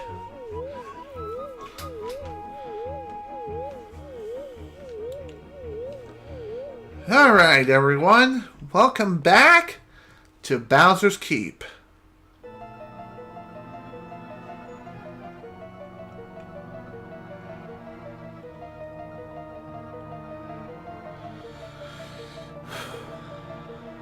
And in we go, as onlookers and spectators cheer us on from a distance. A safe distance. Ah, the scent of boiling lava. It's so nice to be home. Smithy's gonna pay for stealing my splendid castle from me. By the way, you can leave if you want to, and you can always just simply return back to Bowser's Keep and head straight on through. Here we go. This place has definitely changed quite a bit since we've last left the place. Now the place is in infested with terracottas. Basically super powerful versions of the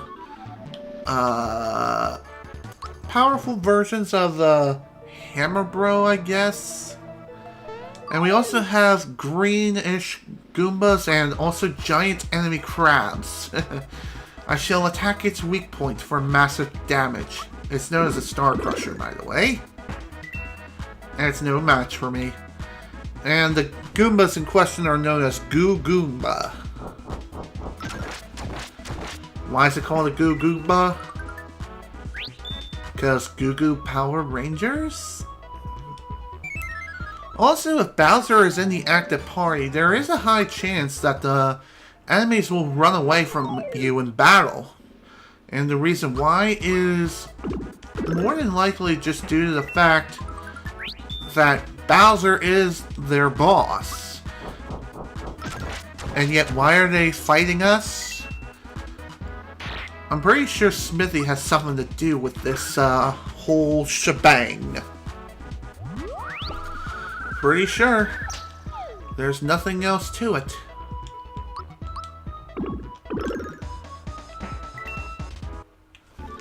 Alright, that's done. Received a nice max mushroom as a compensation. Not compensation, but rather a freaking trophy. Also, why can't I jump on these damn platforms? There we go. God damn. Hello. We have paratroopas, known as Malakoopa for whatever reason, and we also have a Turbo Troopa. Turbo Troopas are pretty much like the Heavy Troopas from before, except they're green.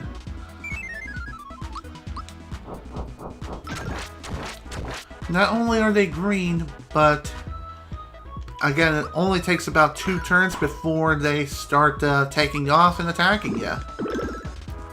They have a way higher defense, though. Much higher defense and have higher attack power. But for the most part, they're essentially the same as the others. So kill them like the rest. Here we go.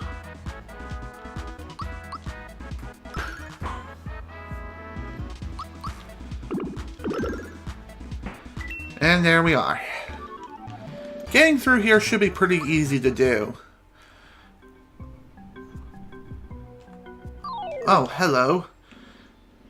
By the way, this part of the castle has never been explored before because, well, we haven't had a need to go here. Anyway, we have another new enemy. The Forkies are enraptured. Enraptured. I don't know what that means.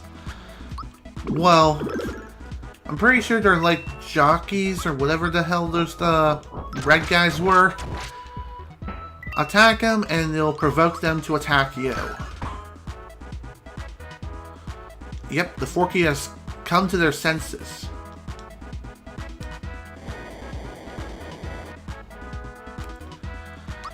So, I'm assuming if you don't attack them, there is a chance they could either do nothing or attack their comrades or something. Then again, maybe not. I really do not know. But either way, this part of the castle is dark. Why is it so dark? I don't know. Perhaps the reason why it's so dark is because, well, there are no torches in here. Nothing to light the way. There's no lava in here either to give any sort of illusion of light. So, nothing here at all. Except enemies just want to kamikaze themselves into oblivion. Now that Culix has been defeated, we can basically kill anyone and anything in like 1 or 2 attacking rounds. We are that freaking powerful and that dangerous. And Mario has finally reached level 21. About dang time. Looks like power is going to be the way to go. And yes, it is. Well, with that block, you got yourself a healing mushroom. So that's nice. You're fully healed and ready for the next part ahead. By the way, when it comes to this castle, there's going to be a very unique mechanic that can be considered to be really, really annoying. But you must go through it in order to get through the castle.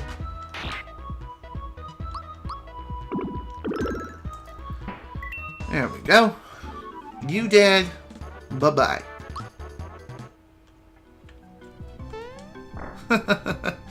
Okay, that was pretty funny. Oh, hello.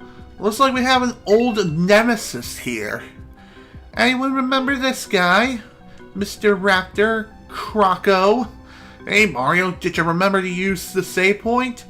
There's plenty of danger up ahead, so it's best to save now. Thanks, man. Also, you need anything? I got some items to sell. If you need any sort of items, you can buy them from Croco here.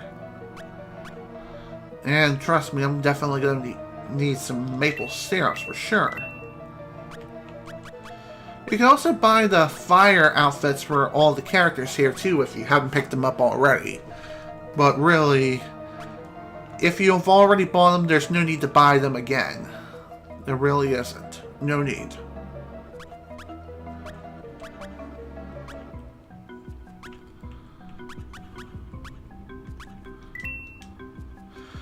Can't carry any more items. Well, again, I don't need the shiny stone anymore, so here you go. Let's go ahead and sell that. And as far as what other items I should sell, definitely this.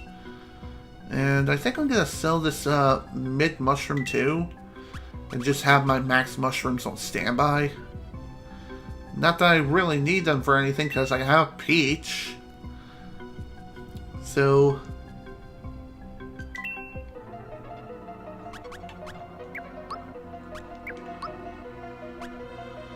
and there we go. I think we're good to go here. Alright. On we go.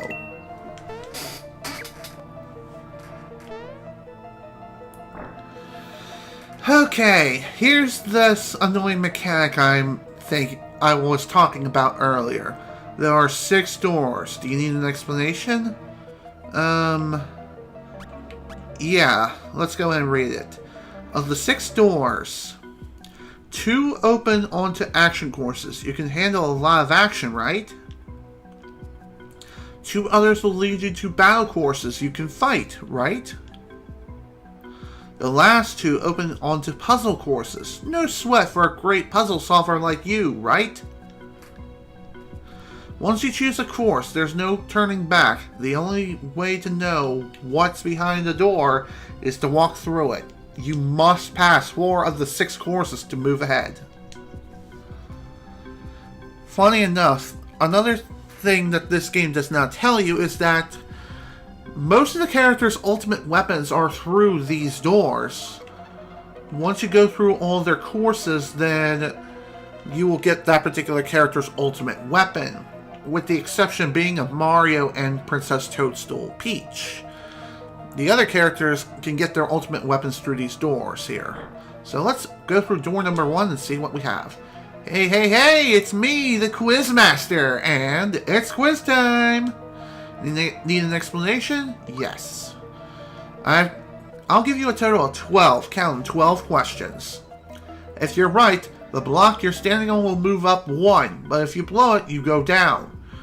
You go down 2. You have 5 seconds. If you can't answer, you move down 1. You move down... reach the 8th step within 12 questions, and you've won. Got it? Got it. Alright. Yordovich is what? Okay, is Dinah's what?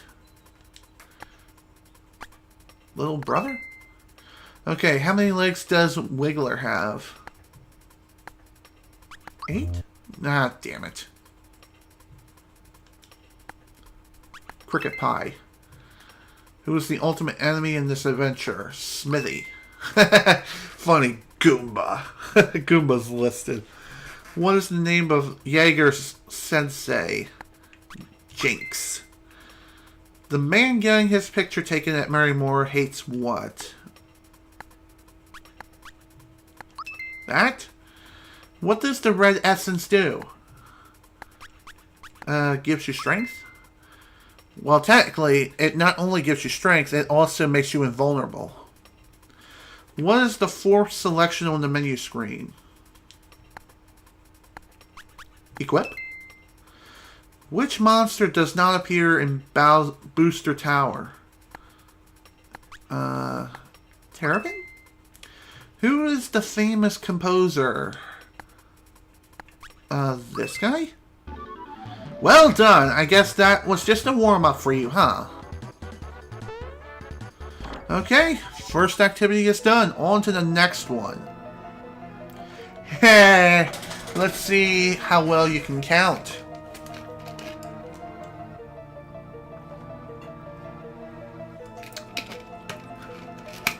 One other thing I have not mentioned yet is if you fail any one of these minigames during this entire sequence, you were kicked out to the door selection and you must go through it all over again. Let's see how well you can count. Give you 10 seconds. 10. Tell me the number of barrels in this room. Close your eyes for a sec. You ready? Here we go.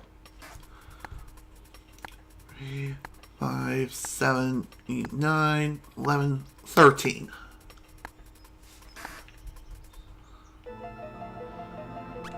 13. Correct. But this is just a warm-up. Next. I really hate these isometric barrel counting minigames. I really do. Now, we'll see if you can really count. You got 20 seconds. Ready? Here we go. 2, 3, 4, 5, 6, 7, 8, 9, 15, 16, 17, 18, 1, 11, 30, 31, 32, 33, 40? Oh, crap baskets. Oh, too bad. And if you don't answer within the allotted time, then you unfortunately are kicked out. I know I could always cheese it by making a save state just before the question or something, but maybe Nintendo has some countermeasures put into play here, but then again, maybe not. Either way, I'm not going to be cheesing it. I'm going to try to do this legit. Alright, let's go. What was the third star piece found? Forest Maze? No. Where does Birdo... What does Birdo come out of? Eggshell. What's the full name of the boss at the sunken ship? Jonathan Jones? What was Toadstool doing when she was kidnapped by Bowser? Looking at flowers. Man getting his picture taken at Marymore. Okay. He hates getting his picture taken himself. What is the chef's name at Marymore? Torde? What color is the end of Dodo's beak? Red? What color are the curtains in Mario's house? Blue? What is the fourth selection on the menu screen? There we go. Okay. The mini games that you have for door number 1 are always the same. When it comes to the questions, though, they are always asked at random. But it is random from like a set list. Other than that, though, if you manage to memorize all the questions, you'll be able to get through the first section no problem. Now, when it comes to the barrel counting minigame, on the other hand, though, that one is still kind of random. Okay. Alright. 2, 3, 5, 7, 9, 11, 13. Okay, so the first one I believe is always the same with 13.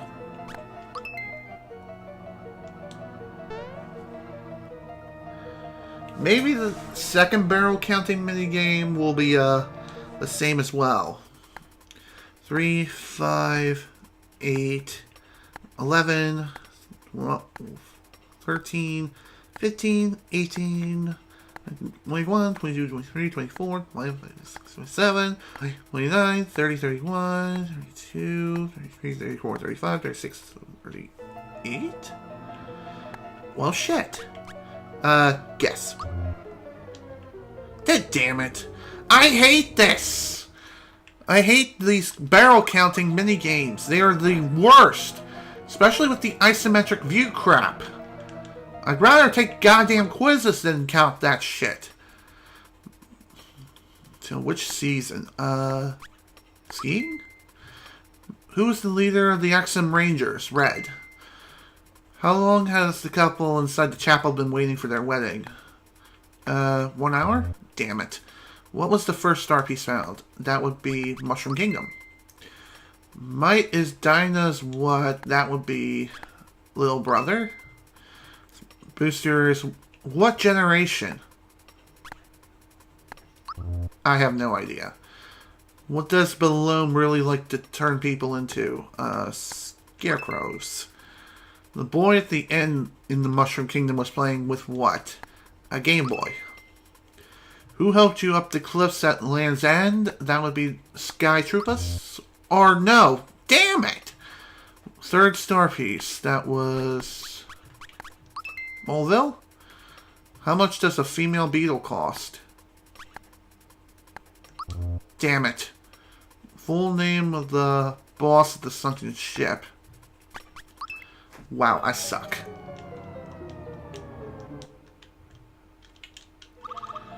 Alright. I just got a bad set of questions there. Alright. Let's go again. How many legs does Wiggler have? 10? No. Raz technique does Bowser learn at level 15? Okay, how the hell are you supposed to know this? Crusher? Who helped you up the cliffs at Land's End? It's definitely not the Sky Troopers. It's... Damn it! What do Culix, Jinx, and Goomba have in common? They live in Monstro Town. What is Hippino and... What is Hippano in charge of at the middle counter? Weapons? Son of a... Johnny? Johnny's a drummer. I don't know. Marymore, I don't know. Mother! Oh my god. I suck. I bloody suck.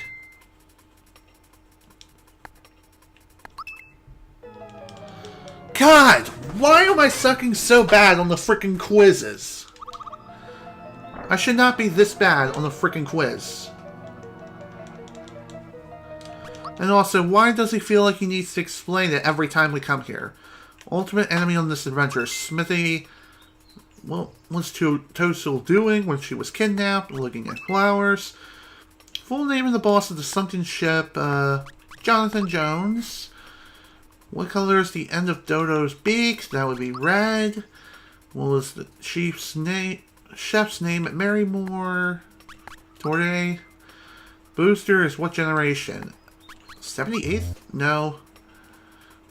Where was the first star piece found? That would be the Mushroom Kingdom. What does the red essence do? Gives you strength. In Moleville Blues, it's said that the moles are covered in what? Soil, dirt, or... Damn it. I probably shouldn't have answered. Who was the famous sculptor in Nimbus Land? Guess? God damn it.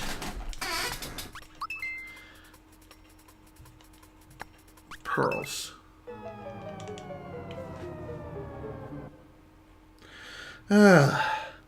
Again, it seems like you can't get any more than 2 questions wrong out of the entire list of 12 questions. Any more than that, then it's automatically over, so you might as well just give up.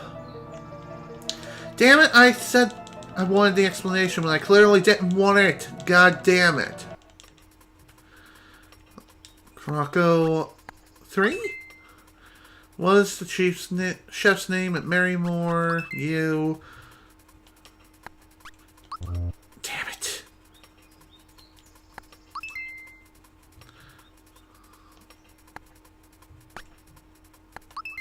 That. The name of the boss is Johnny. What's his name? Jaeger Sensei. Jinx. 4th selection on the equip.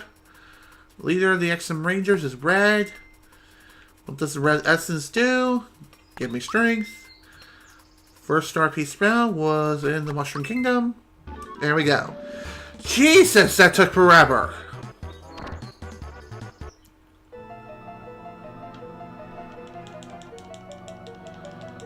Okay.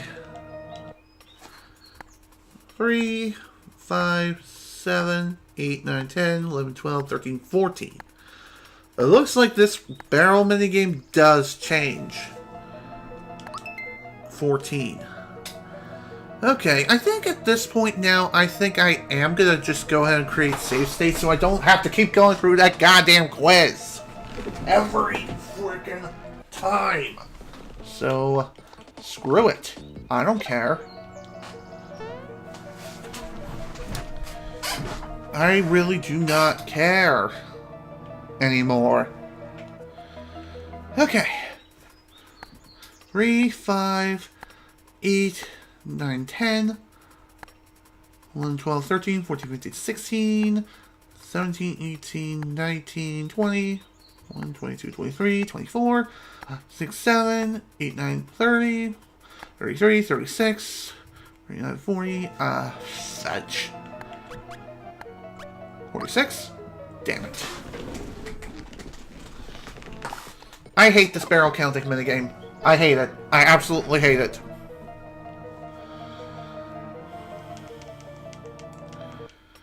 Okay. Wonder if it's going to be the same since I loaded the save state. Maybe it's predetermined. Or I guess we'll find out.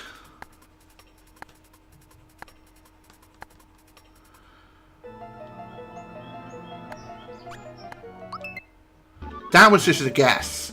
Correct! Piece of cake, huh? No! That was not a piece of cake. Screw you. Okay, this is a fun one. Okay, now for the next part. Now for something completely different, eh? Boo, Goo, Bones, and Kip competed in a triathlon. The triathlon includes swimming, cycling, and a marathon. It's up to you to guess which place each person came in. Listen well, you're only going to hear the story once. When he says you hear the story once, that means they only have one conversation. You can keep talking to them over and over again as many times as you need to, so that way you can get the information hammered into your head. Alright, here we go. I outrode Kip on my bike, and Kip was never able to pass me. I came in third for swimming. I placed the same in the swimming and cycling events, but 2 others beat me in the marathon. I fell into 4th place during the bike race, but finally ended up in the same place as I did in the swimming event. Anyone get that? This is probably the vaguest explanation for anyone to have given for a triathlon ever. Okay, Boo outrode Kip on his bike, despite him not having any legs. Again, Mario logic. Don't ask. He outrode on his bike, and Kip was never able to pass him. I placed the same in swimming and cycling events, but two others beat me in the marathon. I came in third for swimming. Fell into fourth during the bike race, but finally ended up in the same place as I did in the swimming event. Again, I need more information, goddammit!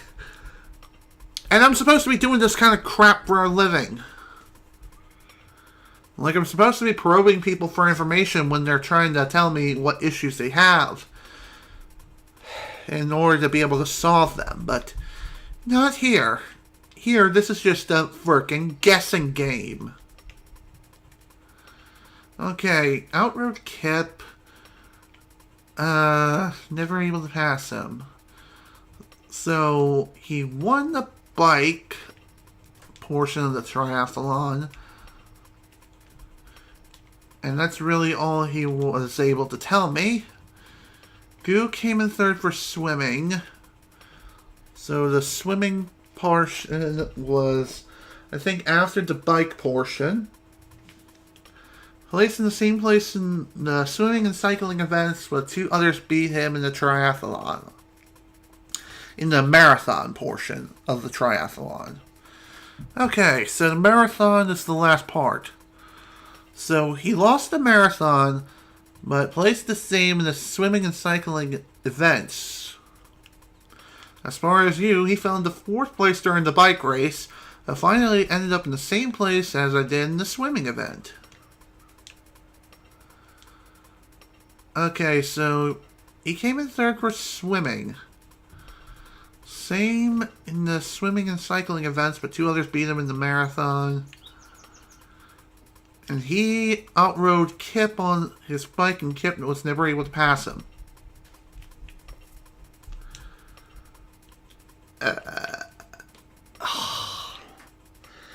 Oh my god, my brain is going to explode.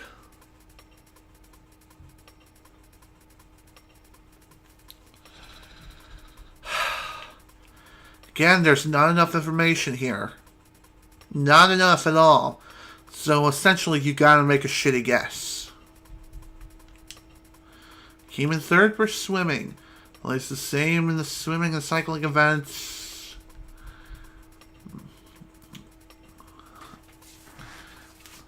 But two others beat him in the marathon.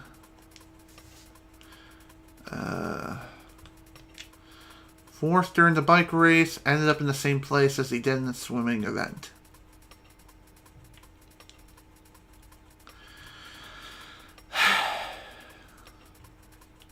Well, I'm going to have to make a guess. Well, call me the master. Okay, go talk to them in the order they came in and return here. Okay. Who won the triathlon? Wait, hold on.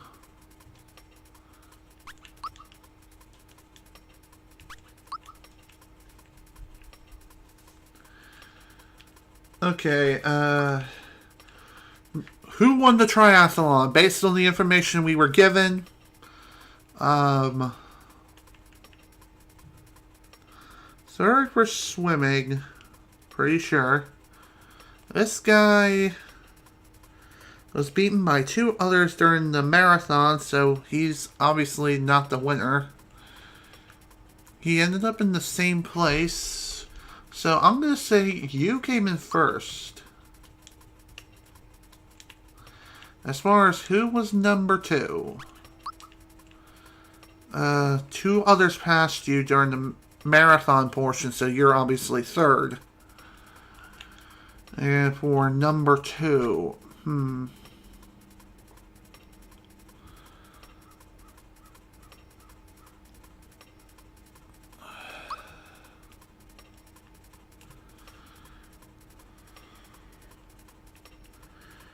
I feel like Boo is number two. Then again, maybe it was Goomba. Goomba got third in the swimming portion. Boo got won the bike portion, I think, and rode past him. He was never able to get back up on his feet. Never was able to pass him, so you know what? Let's just say screw it. You came in second, I think.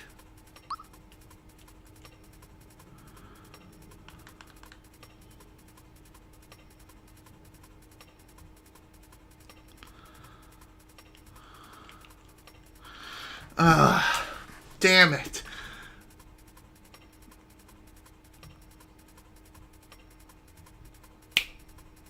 Who came in second overall? That's going to be a major question, a major head scratcher right here. Based on the information we have here, this is definitely something to behold. Number 2, I highly doubt it. He came in third, but who came in fourth? That would be the guy who I didn't pick as number 2. So, I'm gonna say, you know what, let's just say you came in second. You came in third. Right? 2 others beat him in the marathon.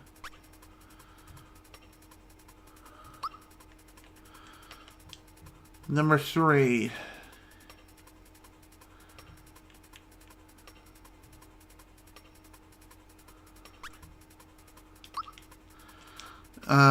Go with my first guess.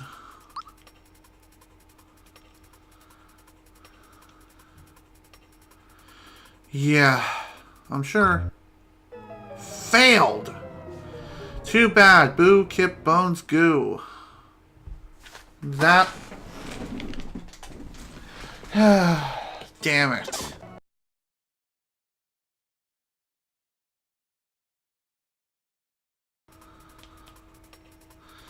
Two others beat him in the marathon. Okay.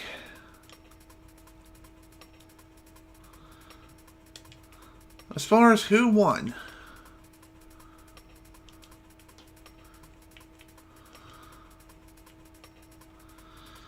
no matter what, Goo came in third for this iteration. You probably came in last. Came in last overall. Swimming and cycling events, 2 others beat him in the marathon. Third, fourth, during the bike race, same place as it did during the swimming event. Okay, so if I have to guess, first, second, third, fourth. Let's try it.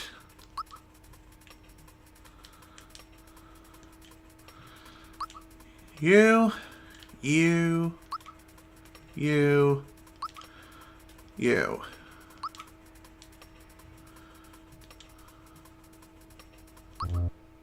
Damn it! Ugh. Screw this goddamn puzzle! You know what? Fuck it. I'm looking up a guide. Fuck this shit. Guide. Okay, we need some sort of correspondence when it comes to this goddamn puzzle. I just can't figure this out. It does not give me any goddamn information to work with. It's vague as fuck, and I just... I can't. Okay, six door challenge.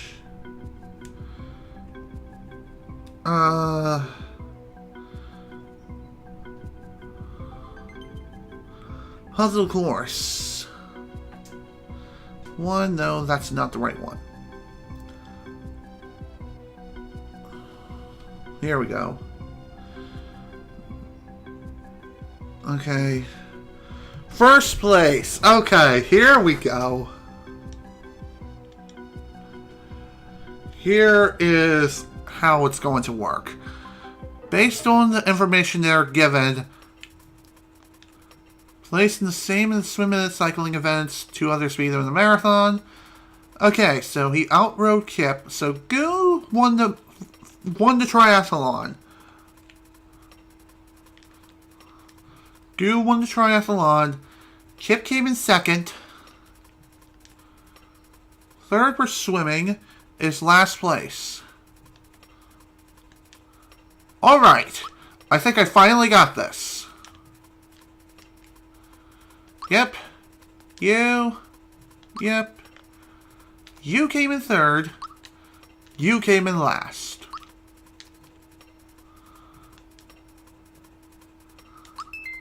There we frickin' go! Jesus Christ! And the item we get is a rock candy. Well, so much for an ultimate weapon here. Well, at least, I got something out of that. Alright, let's see what's behind door number 2. That quiz shit was annoying. 10 tries.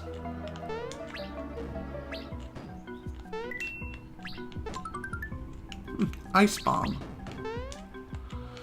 Okay, the second door is more of an action course. Throughout the room, the screen will flash. You can also use this as a means of figuring out exactly where you stand, as well as seeing where the enemies are going. Ah, screw it.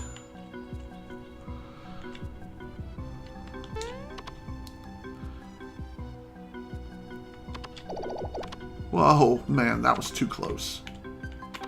If you fall into the lava... Oh, no. If you fall into the lava, then what happens is you will end up losing some coins, as well as one of your chances.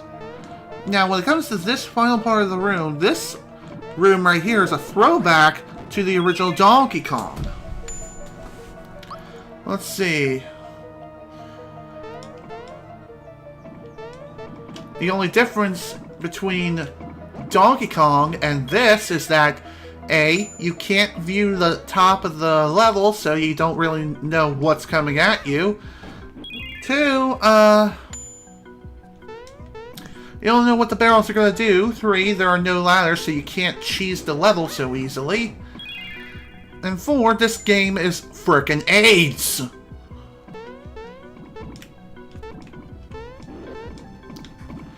Son of a biscuit. Man.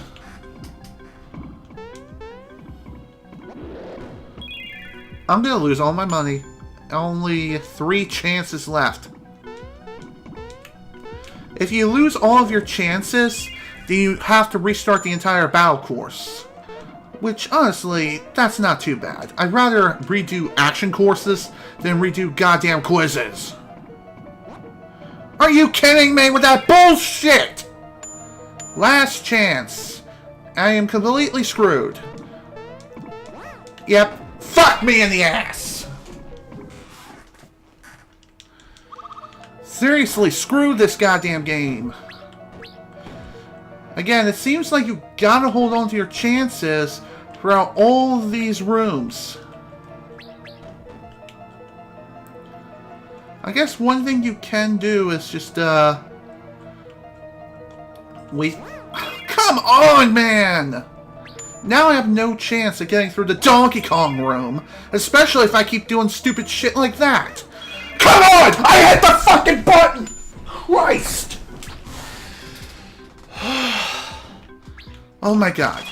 Hit the button! It does fuck all! Can I not jump in this room? Yes, I can jump. Why was it not letting me jump? Why? Fuck. I am just fucked. Can't I just simply say screw this game and just get on with my life? And just redo this entire goddamn thing again? It's clear that I've lost.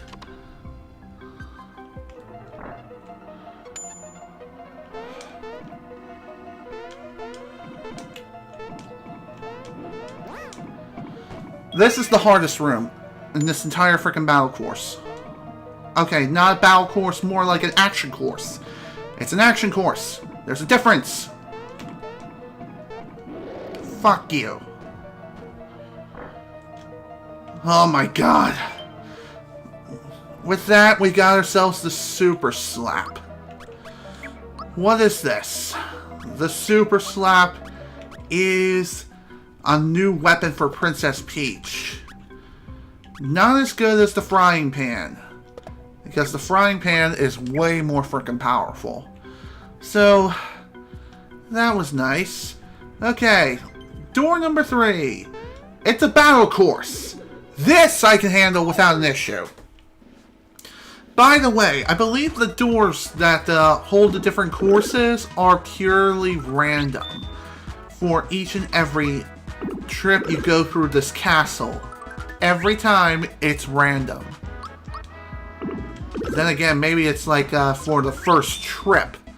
The first trip is random, but any other time, it's not. By the way, you can't go through the same door you entered the first time through. Otherwise, it's basically just... If anyone is a speedrunner of Super Mario RPG, I think the best rooms to go through are the battle courses. Then again, it might be the action courses. Because you can just run straight through them. Well, for the most part, you can. If you know exactly what you're doing, you know how to platform properly, and you know how to do stuff properly. Otherwise, the battle course is the next best thing. And again, once you go through a door, there's no getting out of it until you get kicked.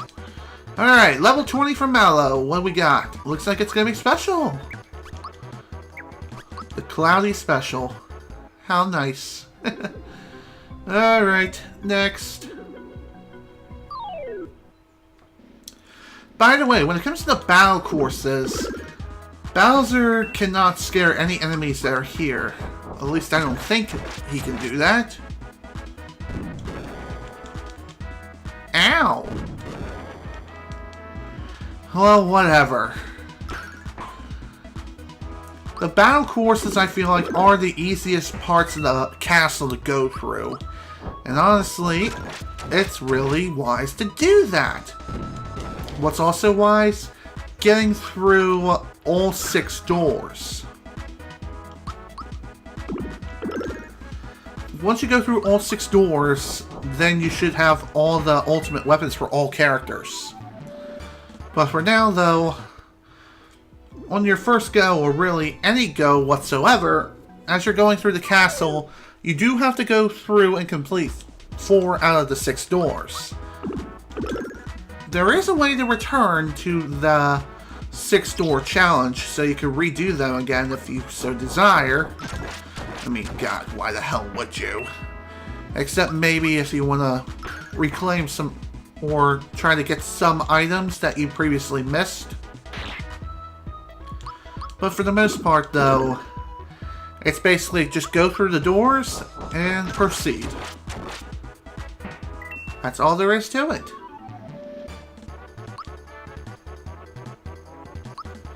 Alright, level 24 for the big frickin' bows. 156 to 158.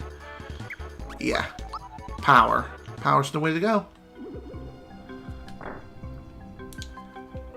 By the way, I think the only way you can fail a battle course is if all 3 party members die and you get a game over. Or something to that extent. I'm not too sure.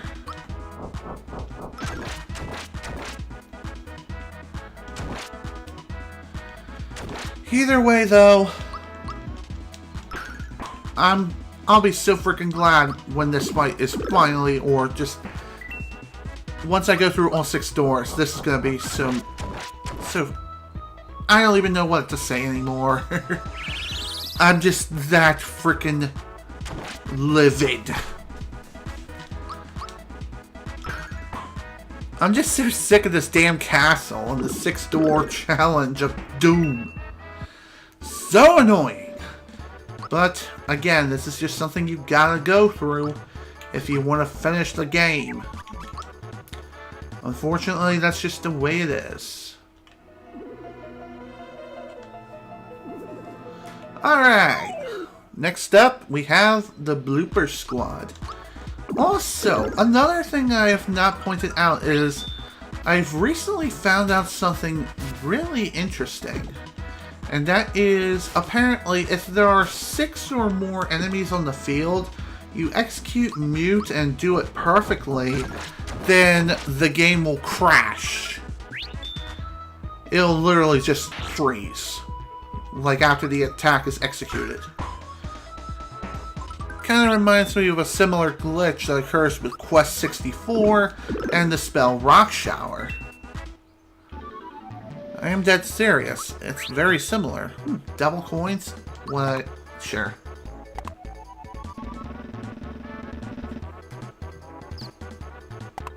Yeah. Okay then. Moving on. By the way, there is no way you can bypass these fights at all. You just simply have to go through them all and kill everything in sight.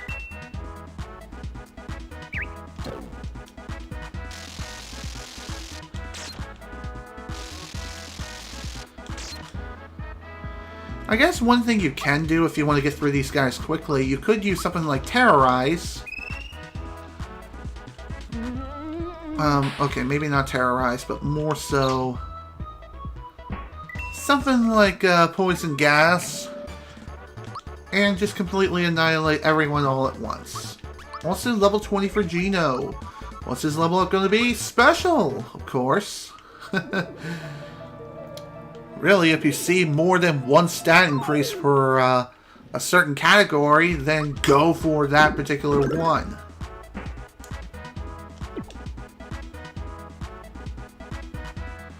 What are you gonna do, huh? Oh, that. Just chuck a rock. Okay, then. Anyway. Okay, yeah, he's just another Chained Kong. Honestly, I was thinking he was more so a different variation of the Chained Kong enemy, but in actuality, no. Not at all. He's just the Chained Kong in Bowser's Castle for whatever reason. Oh, man, how many frickin' rooms do I need to go through? I think it's 3 rooms.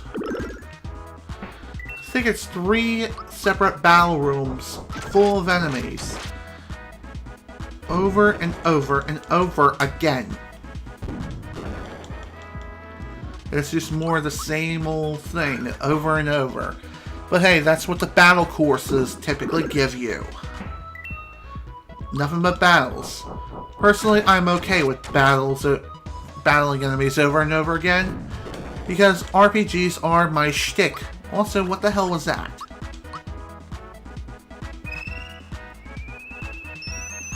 Whatever. I think that... I don't even know what the name of the attack was. I wasn't even paying attention. Either way, sometimes this thing can apparently one-shot kill someone. I don't even know how, but it can. Occasionally. Okay. Might as well go ahead and kill these guys right now.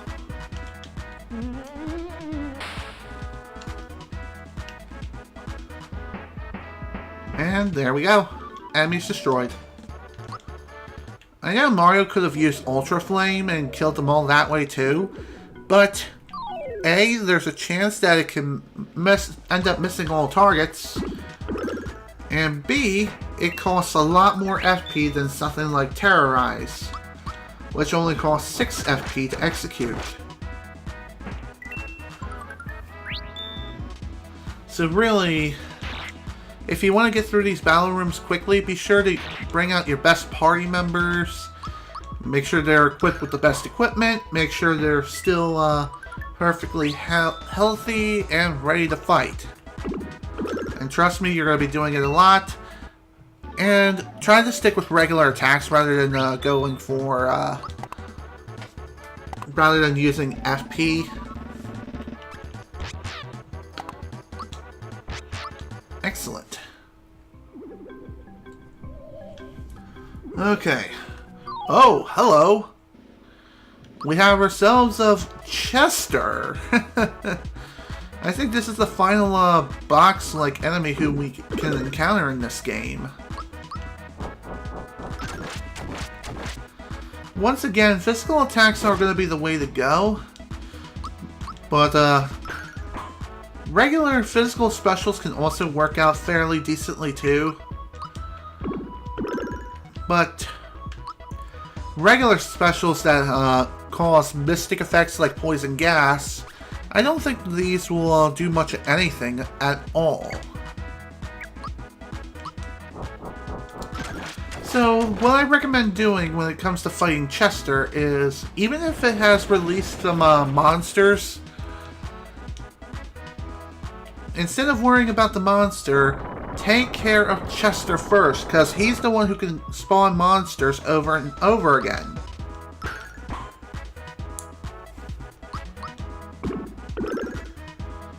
There we go. Just throw basically all of your most powerful regular attacks at him, and eventually he will die. Mega Recover.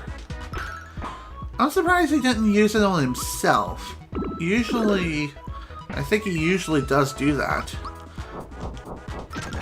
Anyway, now that Chester is gone, this battle can go a lot more smoothly and no more monsters will be able to spawn. So that's nice.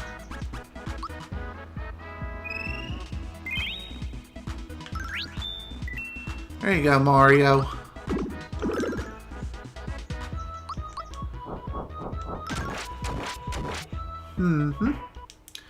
And there we go. That's that. After defeating Chester, we do get a nice whopping 200 coins as a result. And we got Bowser's ultimate weapon, the Drill Claw. So let's take a look. Increases his attack power by 10. Which, again, doesn't sound like it's very much more, but trust me, it's well worth it. Alright, door number 4 is another battle course. Fantastic. At least we're able to go through both battle courses in one run. Eventually, we will be, oh. Okay. Alright, bye then. Later, dude. Okay, so I was wrong about Bowser's inability to scare enemies in battle courses. Apparently, it's still a possibility that it can happen and he can do that. However, it only occurs with like green parachute bus as well as goo goombas. Other than that, no one else is scared of Bowser's might. Why? Who knows? Perhaps they're still being severely brainwashed by Snivy. Who knows? Who knows for sure? Why are you called the Big Boo even though you're clearly not a Big Boo? You're just a Boo. Boo.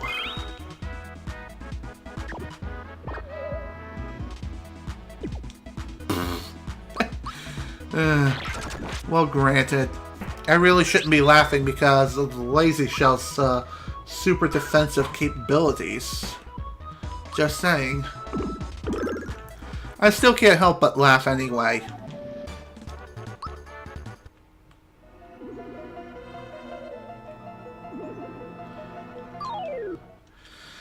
Okay. Now we have a Sling Guy Squad, which again, not really difficult whatsoever to deal with. We've been dealing with these kinds of guys practically forever. Forever and ever. Over and over again. And they're not even worth my time just killing all at once. Another really good person to bring to the battle course could be Mallow, as he could probably one-shot kill all the enemies that are on the field.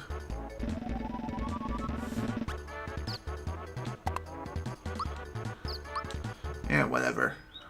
Fine with me. I don't care. Next.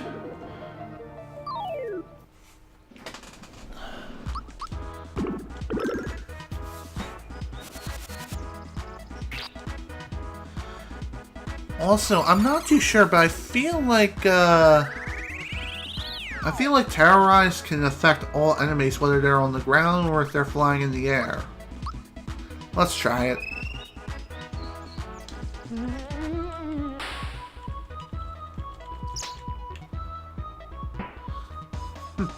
Okay, well, it worked out pretty well, for the most part. Except it didn't kill any of the... It only killed one person. And it missed one of the targets, too. That typically does not happen, but... Oh well.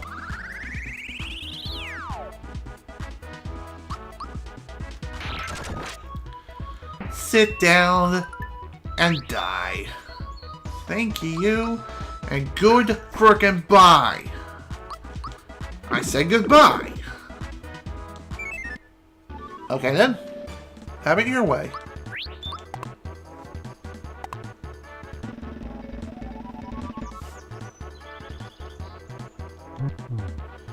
God damn it. I knew I should have picked right. But of course I was doubting myself. What can I do? Also, floating fish. It seems like Mario World enemies are really inconsistent when it comes to some of their citizens, especially the aquatic variety. It seems like some games cheat sheeps and the bloopers can walk on dry land perfectly fine and breathe the air, and there are some games where they're just flopping around like fish out of water. Why is that? Seems like that happens with some games, and others are completely different.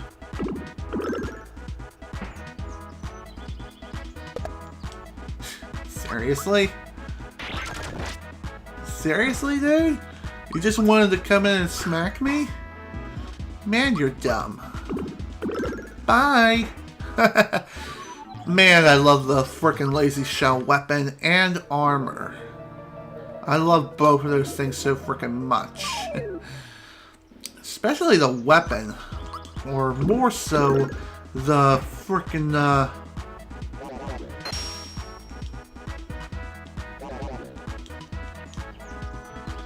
Okay, what? How? How did that happen? Jessica only damaged her, and yet she still died in one hit. Screw you. Anyway, new enemy, Glum Reaper.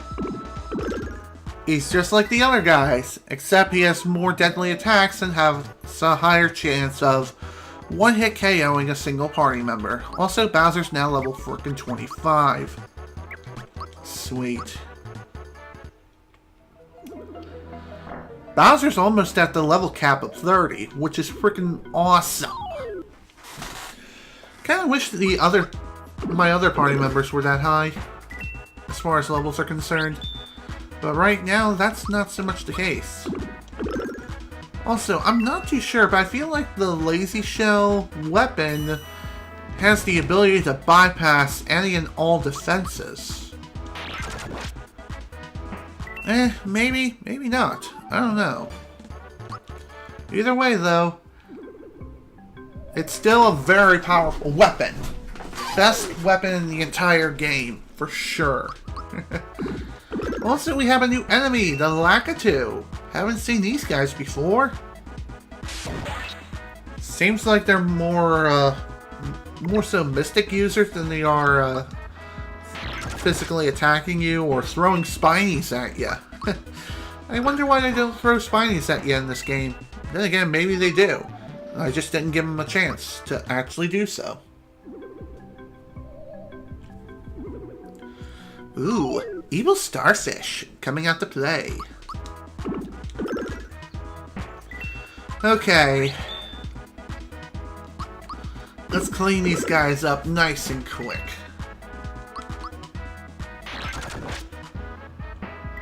Bye-bye, Shaman. I wonder why Peach is considered slower than Bowser in this situation. I honestly don't get it. There we go. He's done. And we got ourselves a Royal Syrup. Definitely need more of them. Alright, time for the... Okay, this is a situation where you do not want to use Mute at all. This is a six-man party. So if you want to attack all 6 of these guys all at once, just use the Super Flame instead, or any other attack that isn't Mute.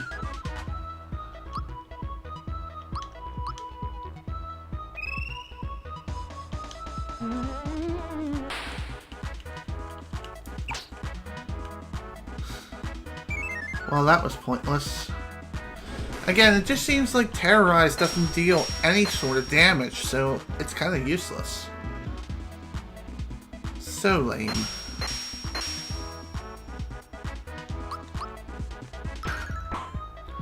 It seems like to me that these guys have a tendency to run away. Quite a lot. Why? I have no freaking clue. Okay. And next item we have is the Star Gun. Star Gun is Geno's ultimate weapon. So the only ultimate weapon we're missing here is one for Mallow. And that's it. Technically, Mario has another really powerful weapon he can get his hands on here in this castle. But right now, though... Whee! Okay. Pretty sure we're almost done here, and despite me going on for nearly 3 hours, there's still something here. This is Smithy's castle. No trespassers allowed. Alrighty, folks. Let's go ahead and fight this Magikoopa, who is our next major boss here. And I think I'm going to consider this guy the last boss whom we're going to be fighting within this session.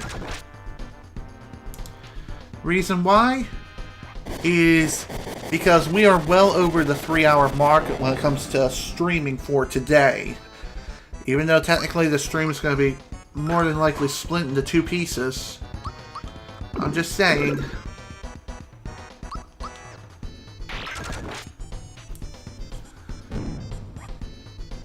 The hell?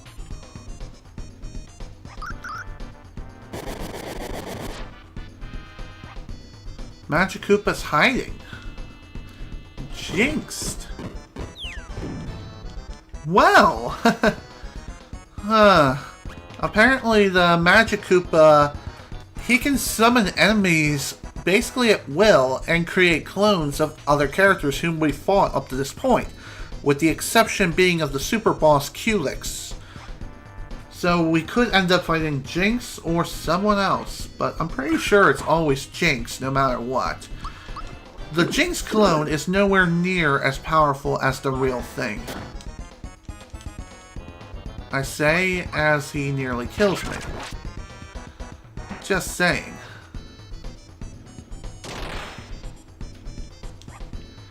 Ow.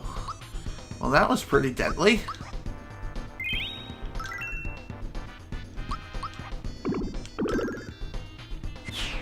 And there we go. Magikoopa's dead. Didn't take very long to kill at all. Of course. And Mario is now up to level 22. Let's see what we should upgrade this time. And it is going to be HP. Sweet.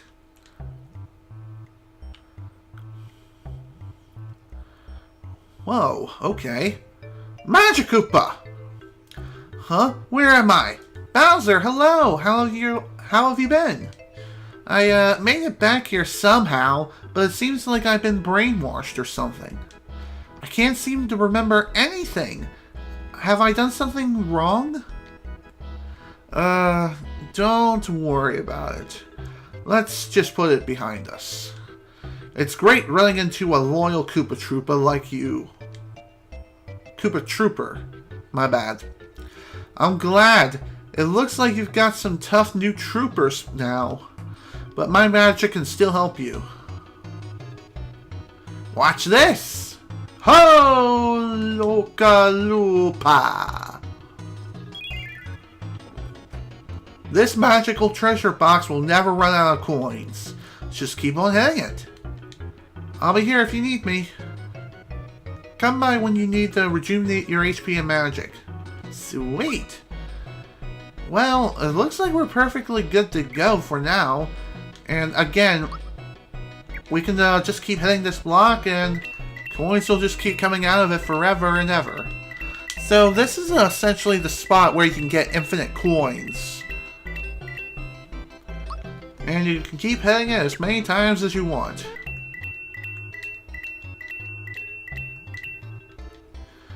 Okay, just gonna need to hit this 299 more times. That way I can max out my coin counter. And before I call this a stream, there's still one more little thing I want to take care of in here.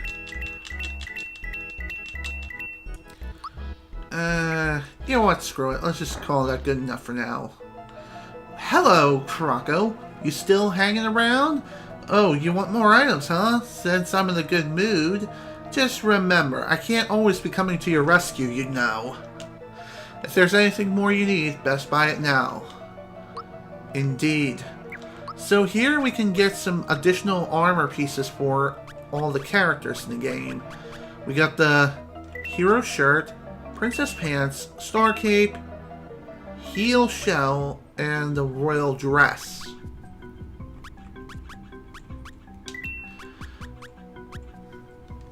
Definitely awesome pieces of armor that you can pick up for all the characters, and it's best to get them all prepared and ready for the next part.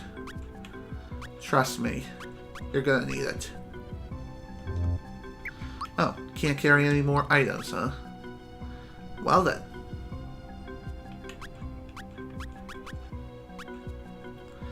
Let's see, what can I get rid of then? I think I'm gonna get rid of this Ice Bomb and Rock Candy and Fright Bomb. It really sucks that the Sleepy Bomb cannot put enemies to sleep. I mean, it cannot be sold. Well, it can, it's just you won't get any money out of it. Okay.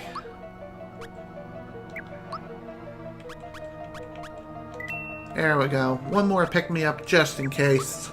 In case Peach ends up dying multiple times somehow.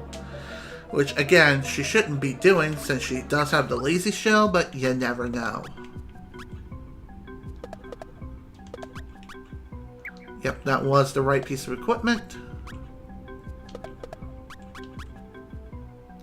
Definitely do not want to give up the lazy shell, that's for sure. Best frickin' defensive item in the game. Hands down. Okay, that's everyone. Everyone's fully equipped and ready to go. And again, Croco will still be here. See you. See ya.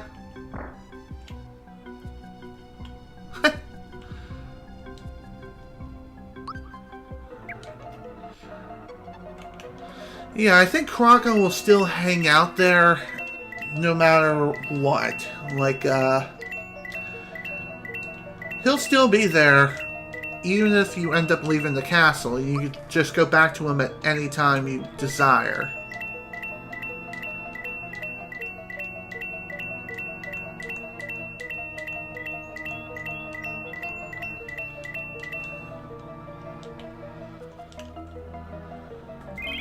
Okay.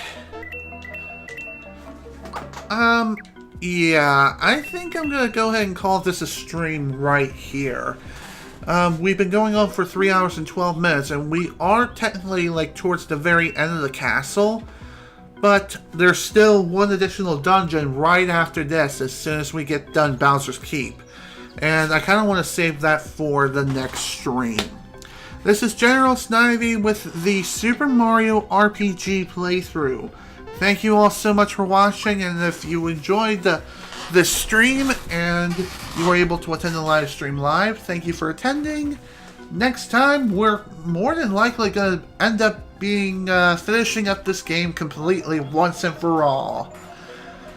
Oh boy, the end is so freaking close, it's not even funny.